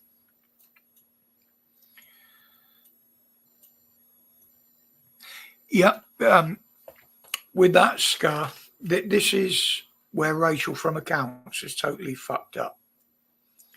Yes, they've given people pay rises, but the cost of living, the extra taxes, people are losing more than the pay rises. She just can't do the sums. And the same with the growler, the ginger growler. We're going to build 1.5 million or 1.5 million new houses. The building trade, the suppliers to the building trade have said, no, you ain't. It won't happen. Now they're cutting red tape on building planning and shit like that. It still won't happen. And all you're going to get then, if there's no regulations on it, is shoddy fucking building work. You've only got to look at China to see how that works. Brand new buildings falling down before people can even move in. Bridges collapsing. Shit like that. Because they're substandard. And that's what we will get here. And that's why these building regulations were put in place. To make sure places were built properly. And the thing is, they keep saying, oh, we're going to build affordable houses. No, they're not. With silly Miliband's fucking green agenda, net zero, no, they're not going to be affordable. People might be able to afford the house, but they're not going to be able to afford to run it. So it'll be all visitors moving into them, funded by the taxpayer. So those houses will never, ever make money.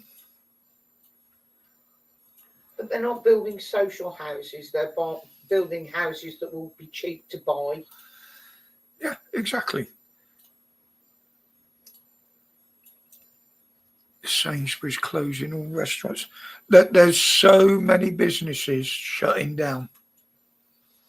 I mean, again, today it's been reported of the Vauxhall plant. Looks like that is definitely going where they build the electric vans. Evening, Baron. Baron, good evening. I think is it Vauxhall?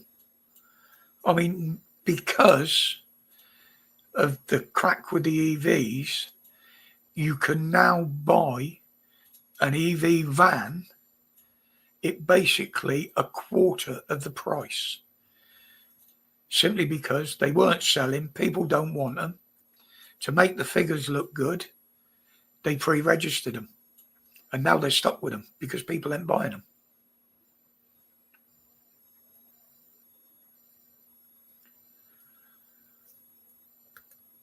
I wouldn't accept one. God bless. Not a fucking chance.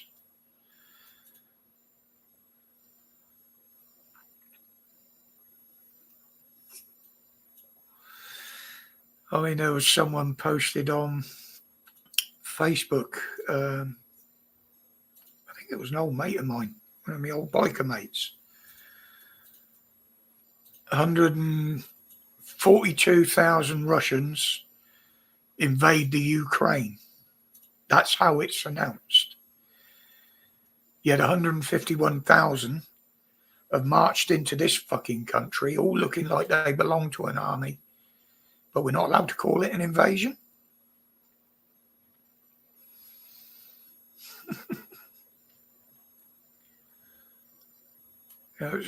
They're bringing this country to its fucking knees. They really are. I'll tell you what, because I'm going to try and keep going for the 2 hours like I did last week, trying to get better. And being as that's only about a half hour to that now, I will open up the panel. I know Simon will probably jump up. And press that one. Pin. There you go.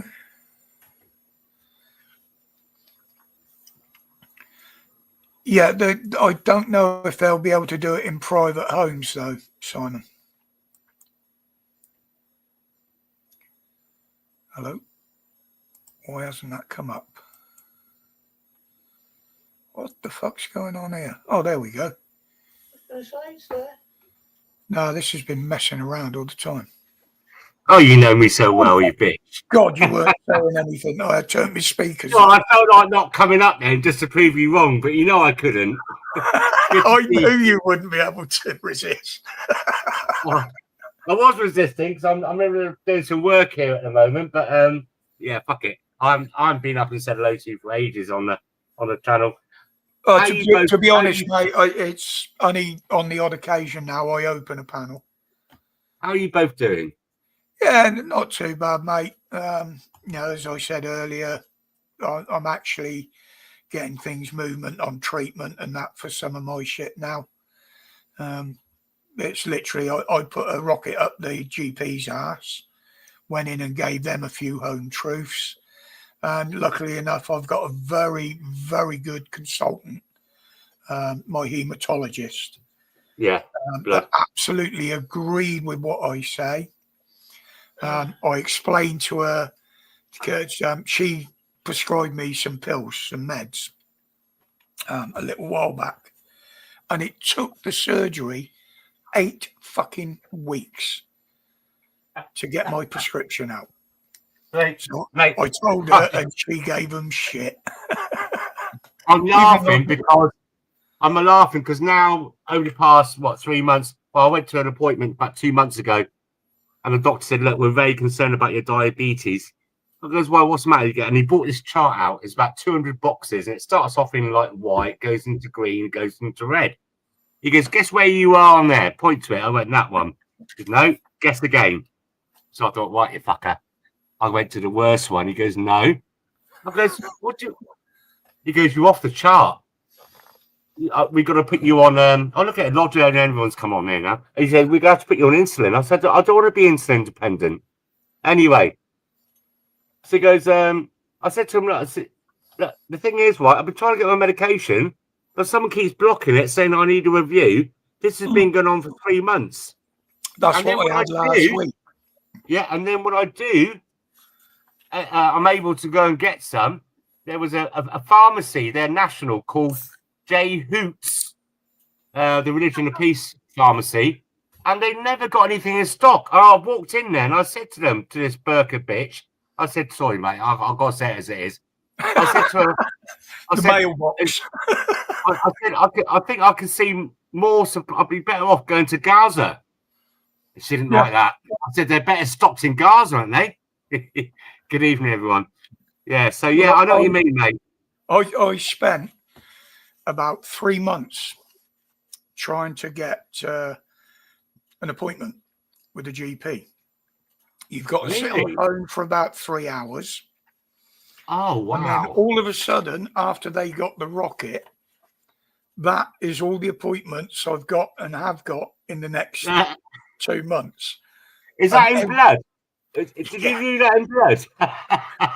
Every single one of those appointments, they've rung me to make. I've got to be honest, Rog. I mean, you know, I'm in Swindon, and when I was at the doctor's and he's on about my diabetes and that, I said, look, oh, by the way, while I'm here, on the back of my shoulder, I keep getting these little lumpy things. I scratch them and they come to a head. And he goes, yeah, look at it. He goes, no, I'm not concerned about that, but I'm more concerned about what's that on your neck.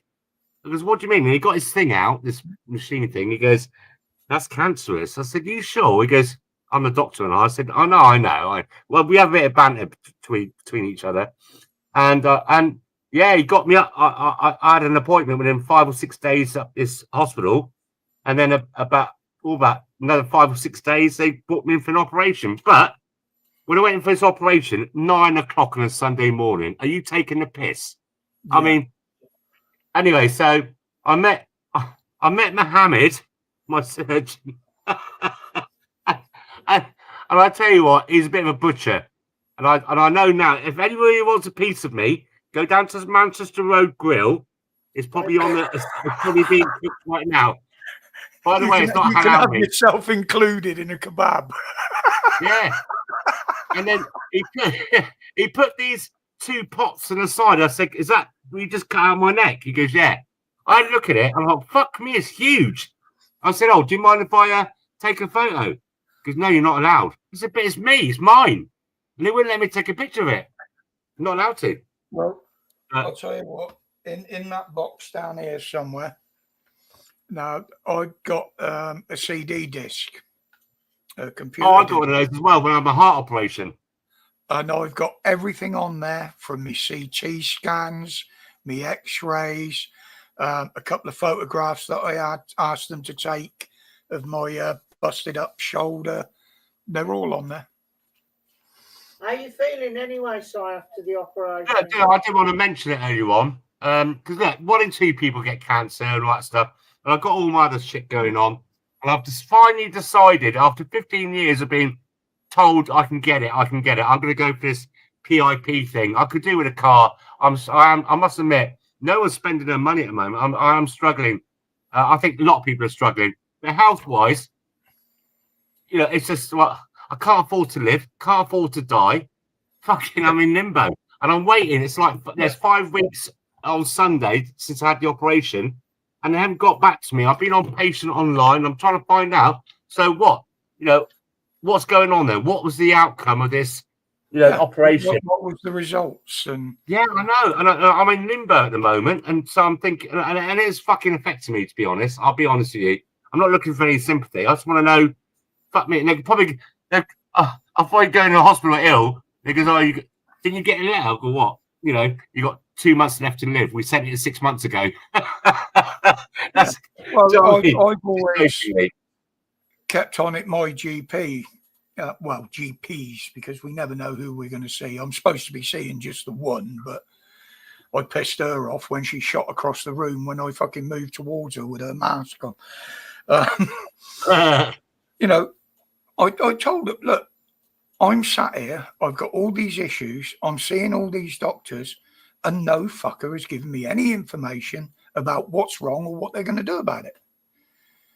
The only one that has ever written a letter to me, and she does it every time after a consultation, again, is my hematologist.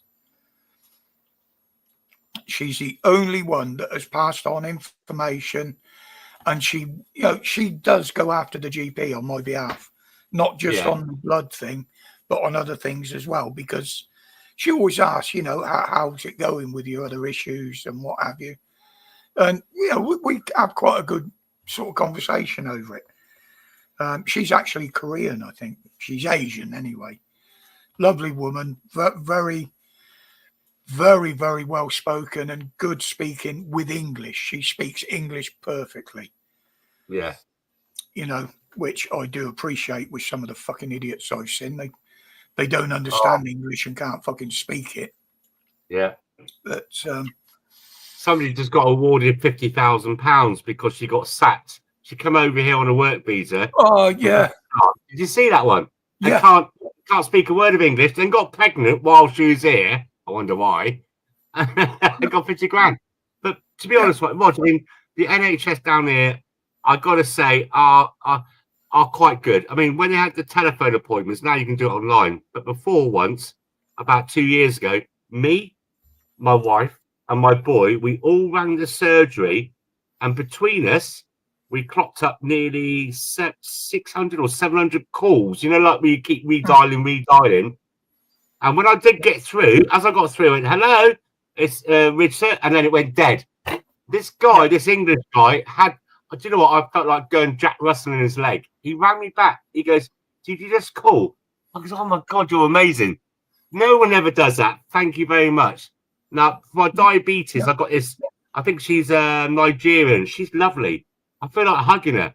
But they've just got rid of my other rheumatoid consultant. This guy was named Mohammed, and he was lovely as well. You know, I know you're all thinking, fuck me. Do you still support Tommy Robinson? Of course I do. All right, no.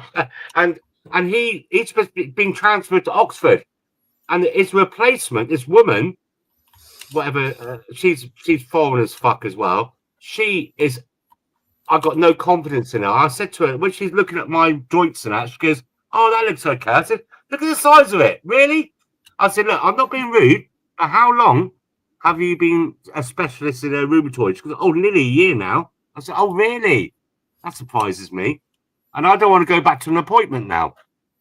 But she's shit. I might have moved to Oxford. At least he was a decent bloke. But generally, it's okay. Sorry, Rog, carry on. This is what I was going to say. Although I always say, you know, we live in Birmingham. We're not actually in Birmingham. We are quite rural where we are, just outside. And the local hospital, it's usually busy and overrun. A&E, yeah, you'll be waiting there for fucking hours to be seen.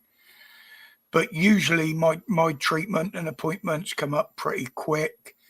The one I've been waiting the longest for now is when I got to start on the physio for my arthritis.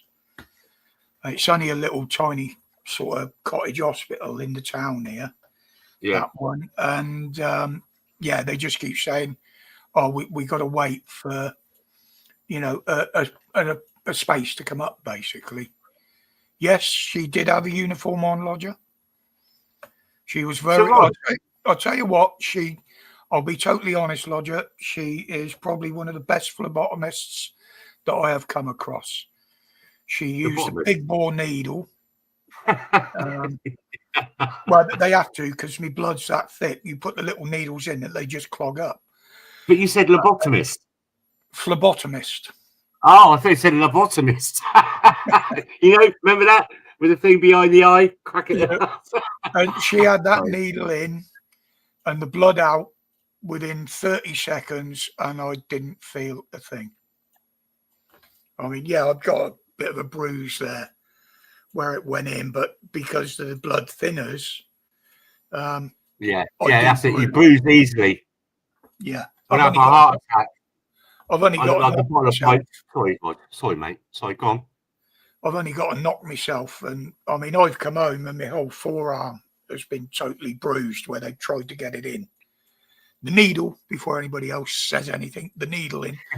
No, I know what you mean, because when I had my heart attack and they put me on those blood thinners and all that shit, I had a shower and I looked in the mirror, as you do, like Dan Pat. Hey, baby. Like, and I looked like a bottle of Ribena. Oh, did you see his video today? This morning, you did, didn't you?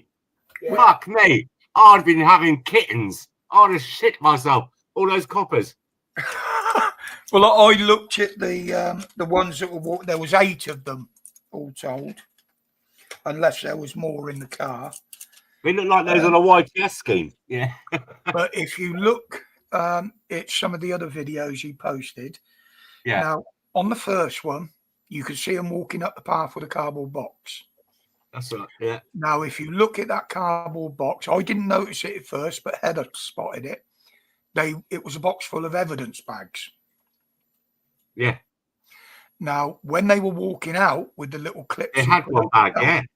One was carrying a bag with something in it that looked like paperwork. Yes. So as soon as Dan said his door was safe, because obviously he's a wise boy, he's got everything covered by cameras. Yeah, I know, yeah.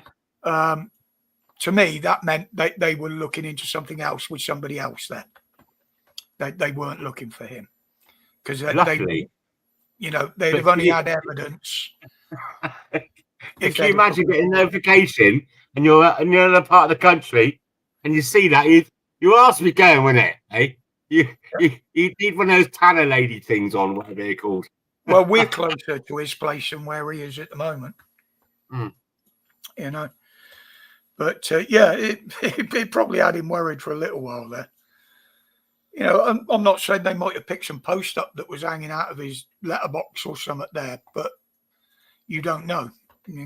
I had a similar kind of thing here from October onwards, and my neighbours were telling me that what was it? I came back. I don't know if I remember telling you this. I come back home. No, it's September, and it said my Amazon delivery was here. So I had to look around for it. What the fuck is it? Normally leave it there. So I looked on the CCTV. As I'm playing it back to see where they dropped it, fucking a meat wagon pulled up on my drive. 2 fucking Arnies jumped out of it, knocking the door. Then I must have left a curtain open a little bit in here because I've got my arcade machines in here. And you can see him like tap his mate. Oh, look at this, look at this. And they're both putting their hands up around their face to look through the window. Then I got our sports car, parked to the drive with a big silver thing on it, like the cover. They lifted it all up, had a look at it. Go, oh, look at this, look at this. Got you cheeky bastards. I thought, and this was the time just after the Stockport, Leeds, right? And people's Facebook things and stuff like that. And I'm thinking, fuck. You know what I mean? I'm not exactly holding back with the truth of how I feel. You know what I'm like. They should not have been looking like that and certainly shouldn't have been lifting the cover on a car. Yeah, exactly. They And this, not have been doing that. And I lay low, park my cars around the corner, and I keep an eye on the CCTV in here when I'm talking to you now, thinking, what's that car? Quick, do I lock the door? And I even rang them up after a few days. I thought, I can't live like this. And they checked the system, said, no. I said, is there any motoring offences? No, nothing. Do you want to speak to me about anything? No. I said, this is the registration of the vehicle and their collar numbers. No, nothing on the record. And that went by, and then it happened 2 more times again. I thought, fucking hell, what are you trying to do to me? Even my missus rang them up. No, we don't know nothing. Have you got it recorded on video? Yeah, I got it. Yeah, obviously, yeah, because I played it back to life. Send them a copy of that.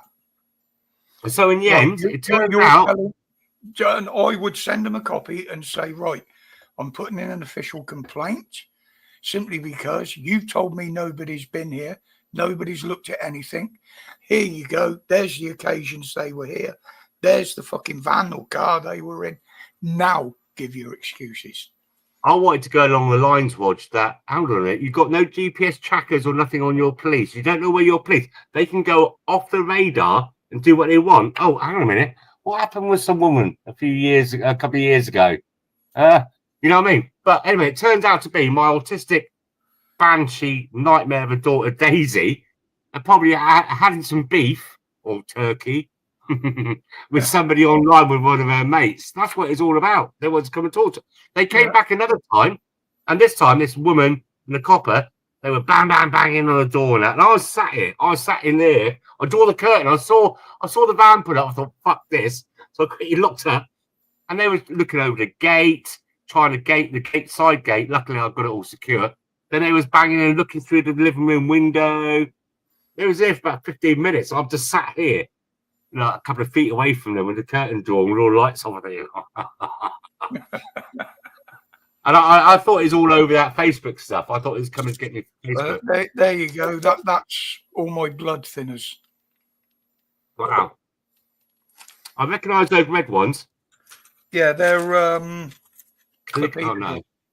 Click. Yeah. Yeah, I got those. Or cloppy dog rule, as people call it. Yeah. Yeah, that's the amount of blood thinners I'm on a day. I've sussed out the NHS now. Right, so you know Cirencester. Flyby, good evening. Sorry, mate. You know Cirencester. I don't know the place. It's just outside of Swindon. So yeah, I know where it is. When I wanted my stitches out, because you're supposed to have them out after 10 days, I had two taken out. Like before, when I come off that electric bike, and I fractured my cheek and broke my wrist and broke my nose and loosened a few teeth. Anyway, doing 6 feet. All I did was 6 feet, but I had it on the full power. Anyway, I looked at the A&E in Swindon, and they were saying like an average 9-hour wait. I went there. I swear to God, and again, because it's a nice little quiet little coach. Silences is quite a posh bit. Walked in there. I didn't even get to put my arse on the seat. And I looked at they got a staff register, a board, all like Jones and Sarah's and Polly and Rose and all that stuff. And it was so clean as well. And I was looking around thinking, this ain't right. This is immaculate. And I even went in the toilets, checked the toilets. I thought, well, I'll get you. Immaculate. Immaculate. No, Honestly. I mean, the hospital here is called Good Hope. Most people call it No Hope or Last Hope. Lost hope. Simply because there's a fucking great cemetery next to it. Really? Is it really? No. But their biggest issue there has always been parking. Now, what a lot of them didn't know until I pointed it out to them, they're just moving another department there as well, which is going to mean more congestion. People have said, well, why don't they expand the car park in front of the main building? I said, well, they can't. I said, because at any given time, the diocese that owns the graveyard can take that area back because they actually own the land that the car park's on. And I was speaking to one of them. They said, well, there's lots of things they could have done. I said, well, when I worked there 10 years ago, I said, because I'm quite pally with who's now the estates manager. He was the under manager at the time. Mm-hmm. They knocked one of the big blocks down, which was like a staff accommodation for the nurses that need to stay overnight and stuff. Now, they knocked that down, gravelled it, and that became part of the staff car park. And the amount of staff that said, well, it's not big enough. I said, well, yeah, I know. But they've actually had plans at the time to build a multi-story car park in there. Mm. There was a lot of complaints from the locals. Oh, it'll be taller than the houses over the back, so they'll see Oh, it. really? And I said, no, they wouldn't. I said, because I saw the plans. And the plans were for one level below ground and only 2 levels above ground, which wouldn't have took it anywhere near the height of any near buildings. That's a good idea. Building down as well. Yeah, it would have worked brilliant, but the trust wouldn't fund it. Are they call them, what do they call the people that complain about NIMBYs, isn't it? NIMBY. I don't know what that means, by the way, but I think it's elderly people who don't want to change in their environment. Yeah. But, you talk about parking. Do you remember when you spit there, because you only at the road through, do you remember PMH Hospital in Swindon? The old days in Old Town? Vaguely, yeah. Absolutely no problems with parking there at all. There's an overflow car park. Then they built this new one, which is not owned by the NHS. It's subcontracted. And I dread having an appointment there because when you go there, as you know, I've got a disabled badge. There's more taxi spaces in our disabled badges parking. And you have to go round and round. And you could be waiting for a good 15 minutes. And what you do is when you go in there, you got people parked in disabled bays, sat there eating their lunch. Or, got like a coffee and having a drink, reading the paper. I'm like, fuck off, But that siren system one I told you about, and these little ones out in the middle of nowhere, these like, there's no parking fees. You just go there and there's just no queues. Everyone, you can get in and out straight away. I think it's disgusting that nurses have to pay for their own parking. Have to pay for the parking. But my biggest bugbear has always been the paid car parks because there's only about 5% of the revenue that them car parks make that actually go to the hospital. The rest goes to the contractors. But you could also ask what people don't realise is, say like you got an appointment and you go there. My wife's been there. She ain't got a disabled badge. and she's put like 3 hours on, and they kept her longer.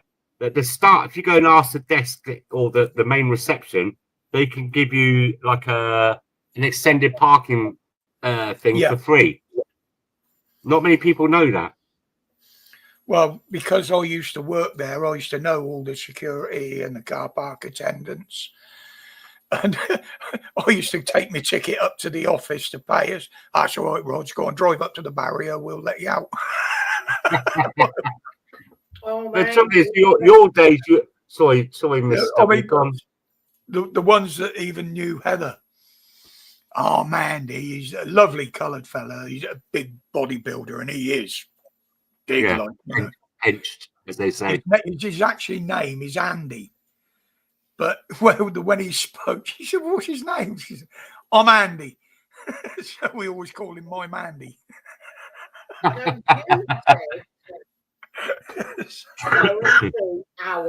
Andy. Yeah, and you thought I said our But it Mandy. was your stupid accent at the time.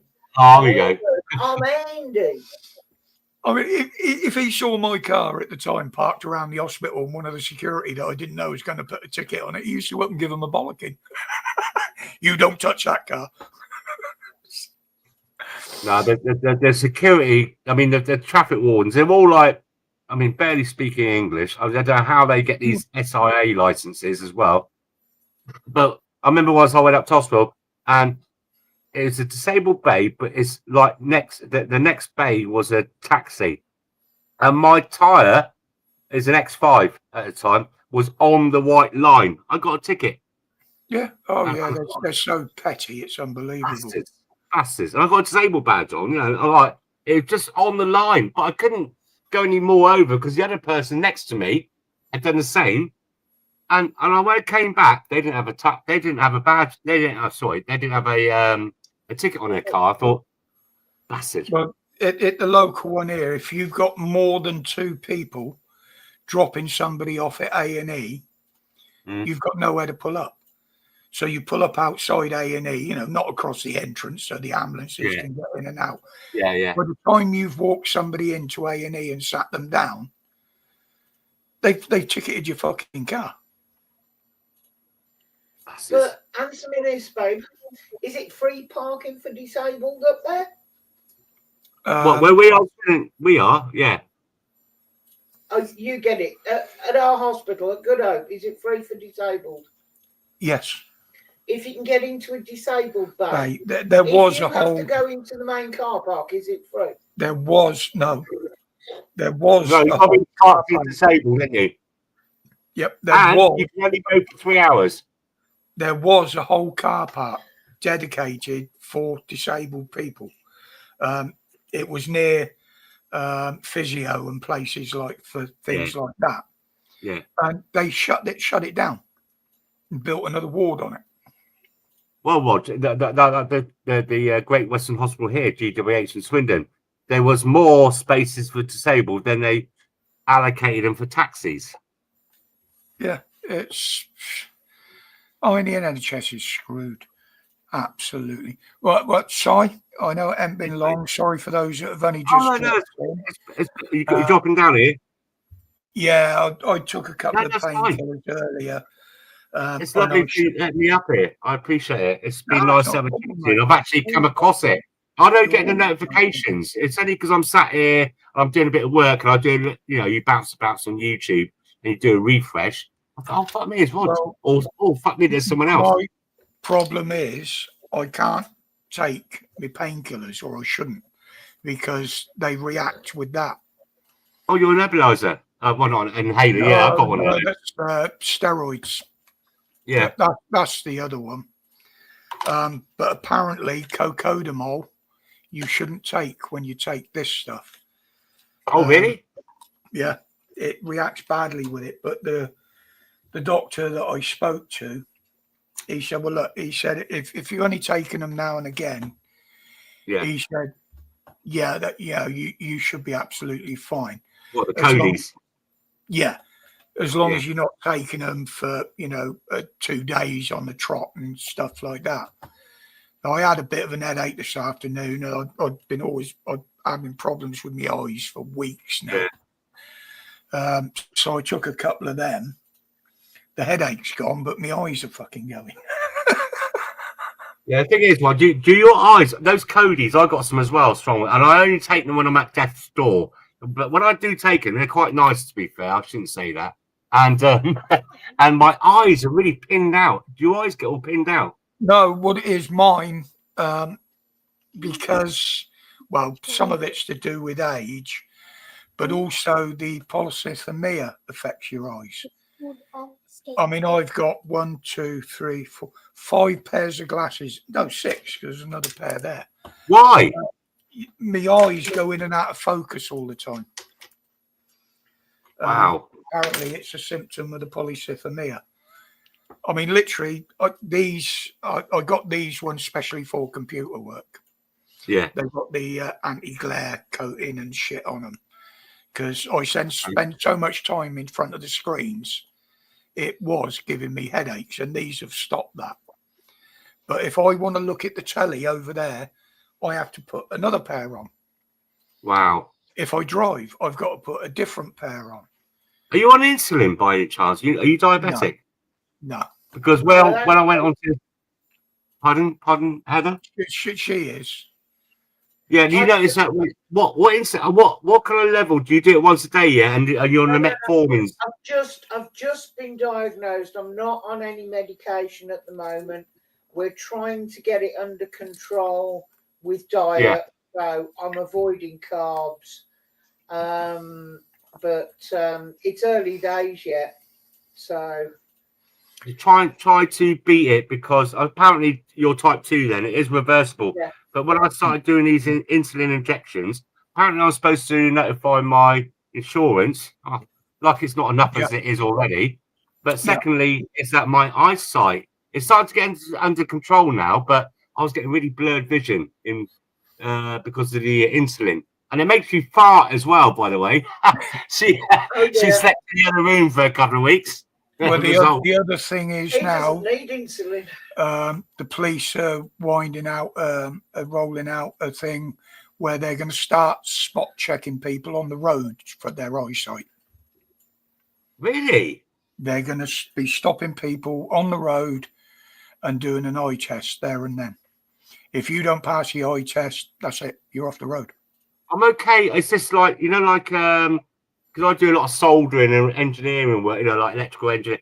I have to put some like 1.5 magnification for things that are about, I'm doing it now, about 7 inches away from my face. Don't tell Pat that. I was supposed to speak to him tonight. I forgot to give him a call. I'll probably give him a call tomorrow.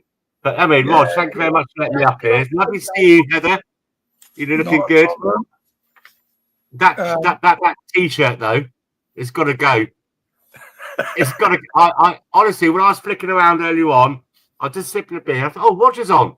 So I clicked on it. Thought, what the fuck? And I nearly spat my beer out. I swear, it looks real. It looks real. I bought it. It was Heather bought it me as a joke for Christmas. Silly t-shirts for Christmas with mottos on, and that one. Stand up and show the. Oh my god! Does she make you wear that in bed? I sleep raw, mate. I sleep raw. And are you going to do any fishing soon? July, we're on holiday when we normally go. Yeah, the same place. Yeah. I've got to be a bit careful because the fatigue has hit me real bad. And also now I've got COPD really bad. I mean, I do struggle to breathe just sat here chatting it sometimes. I can't walk up to the toilet and back without using that. Mate, I've had that for a few years now. I've had it for a few years. And I got it from vaping, believe it or not. Well, mine came once I stopped smoking. And started vaping. Yeah, that's what happened to me. Are you joking? Wow, that's what happened to me. But listen, Roger, the thing is, it's the cheap. If you make your own, and it's so cheap, that stuff they sell for like 30, 40 quid for the premium stuff, you can make for 14 pence. If you want to ask me and know about it all, you could buy all the pharmaceutical stuff. It's so easy to make, and Well, believe it's it or cheap. not, this one, it's the one with the removable tank and that. Yeah, We were using different ones, and my throat was getting really, really bad. My Yeah. voice. I mean, a few weeks ago, I could hardly speak. But this one is a lot better. But I very rarely use it during the day. It's only when I'm sat here not doing anything with my hands yeah. that I pick it up. So, but it has been good. Tony, I'm just shutting down, mate. On saying that, Simon, absolutely wonderful to speak to you again, mate. Oh, I love you both. Well, I love you both. Like, you take care. If we you are- need any assistance on the vape stuff, give me a shout. We are in touch with Pat, but I tend to I don't try to bother him. I know he's got enough on his I know. So give him I know. our best when you ring him. I will. Yeah. What cut everybody me up? else- What Hey? cut me up with him when he's, when he put that picture, Dad's chair. Oh, that Yeah. fucking killed me. That killed me. Yeah, he's And the all right. fact He's that okay. He's still himself. But thank you very much, Rod. The fact that they've been fucking him around for the last 3 weeks and not releasing Yeah, his I know. body. Yeah, I know. You know, he did tell us about that. But I was going to say, I think that's the hardest because we went through that with my dad. So yeah, not being messed about. Just they had to do an autopsy, and it's a hellish wait, even if everything goes according to plan. So the fact that they've been messing him about must be absolutely hellish for him. Yeah, but the thing is, you've got to remember there's a stabbing epidemic going on because of Amazon. Remember? Yeah. There's a backlog. Well, we're all right. We're sorted because Heather's daughter's funeral director. Well, I'll send you my contact details later. Look, I know you need to go. Thank you very much. I'm just enjoying having a chat with old friends, but I'll let you go. Take care, everyone. Good night, Heather. Look after him. Look after each other, because no one else will. Take care, guys. Bye. 3, 2, 1, I'm gone. Right, everybody. Thank you for joining us again tonight. It is much appreciated. I do these live streams as much for you as I do for myself, as you know. So your attendance is very much appreciated. Tony, Flyby, the ones that have dropped in late, and the lodger. Sorry, but I have cut down a little bit. At least I'm doing 2 hours now instead of an hour. But as I said, and I say it in my videos, it's not being selfish, but I've realised that I've got to take a bit more time for myself to look after myself a bit more. You know, your private life has got to come first. But thank you, everybody, for joining us. Hope you've enjoyed the show. I will be doing one next week unless anything very strange happens. There may be 1 or 2 videos again next week. It depends what I'm up to. But as always, before we go, as always, stay safe, stay strong, and stay free. And with that, it's good night from me. And good night from me. Take care, everyone. Take care, guys. Have a great weekend, or as good as you can with what's going on. Bye.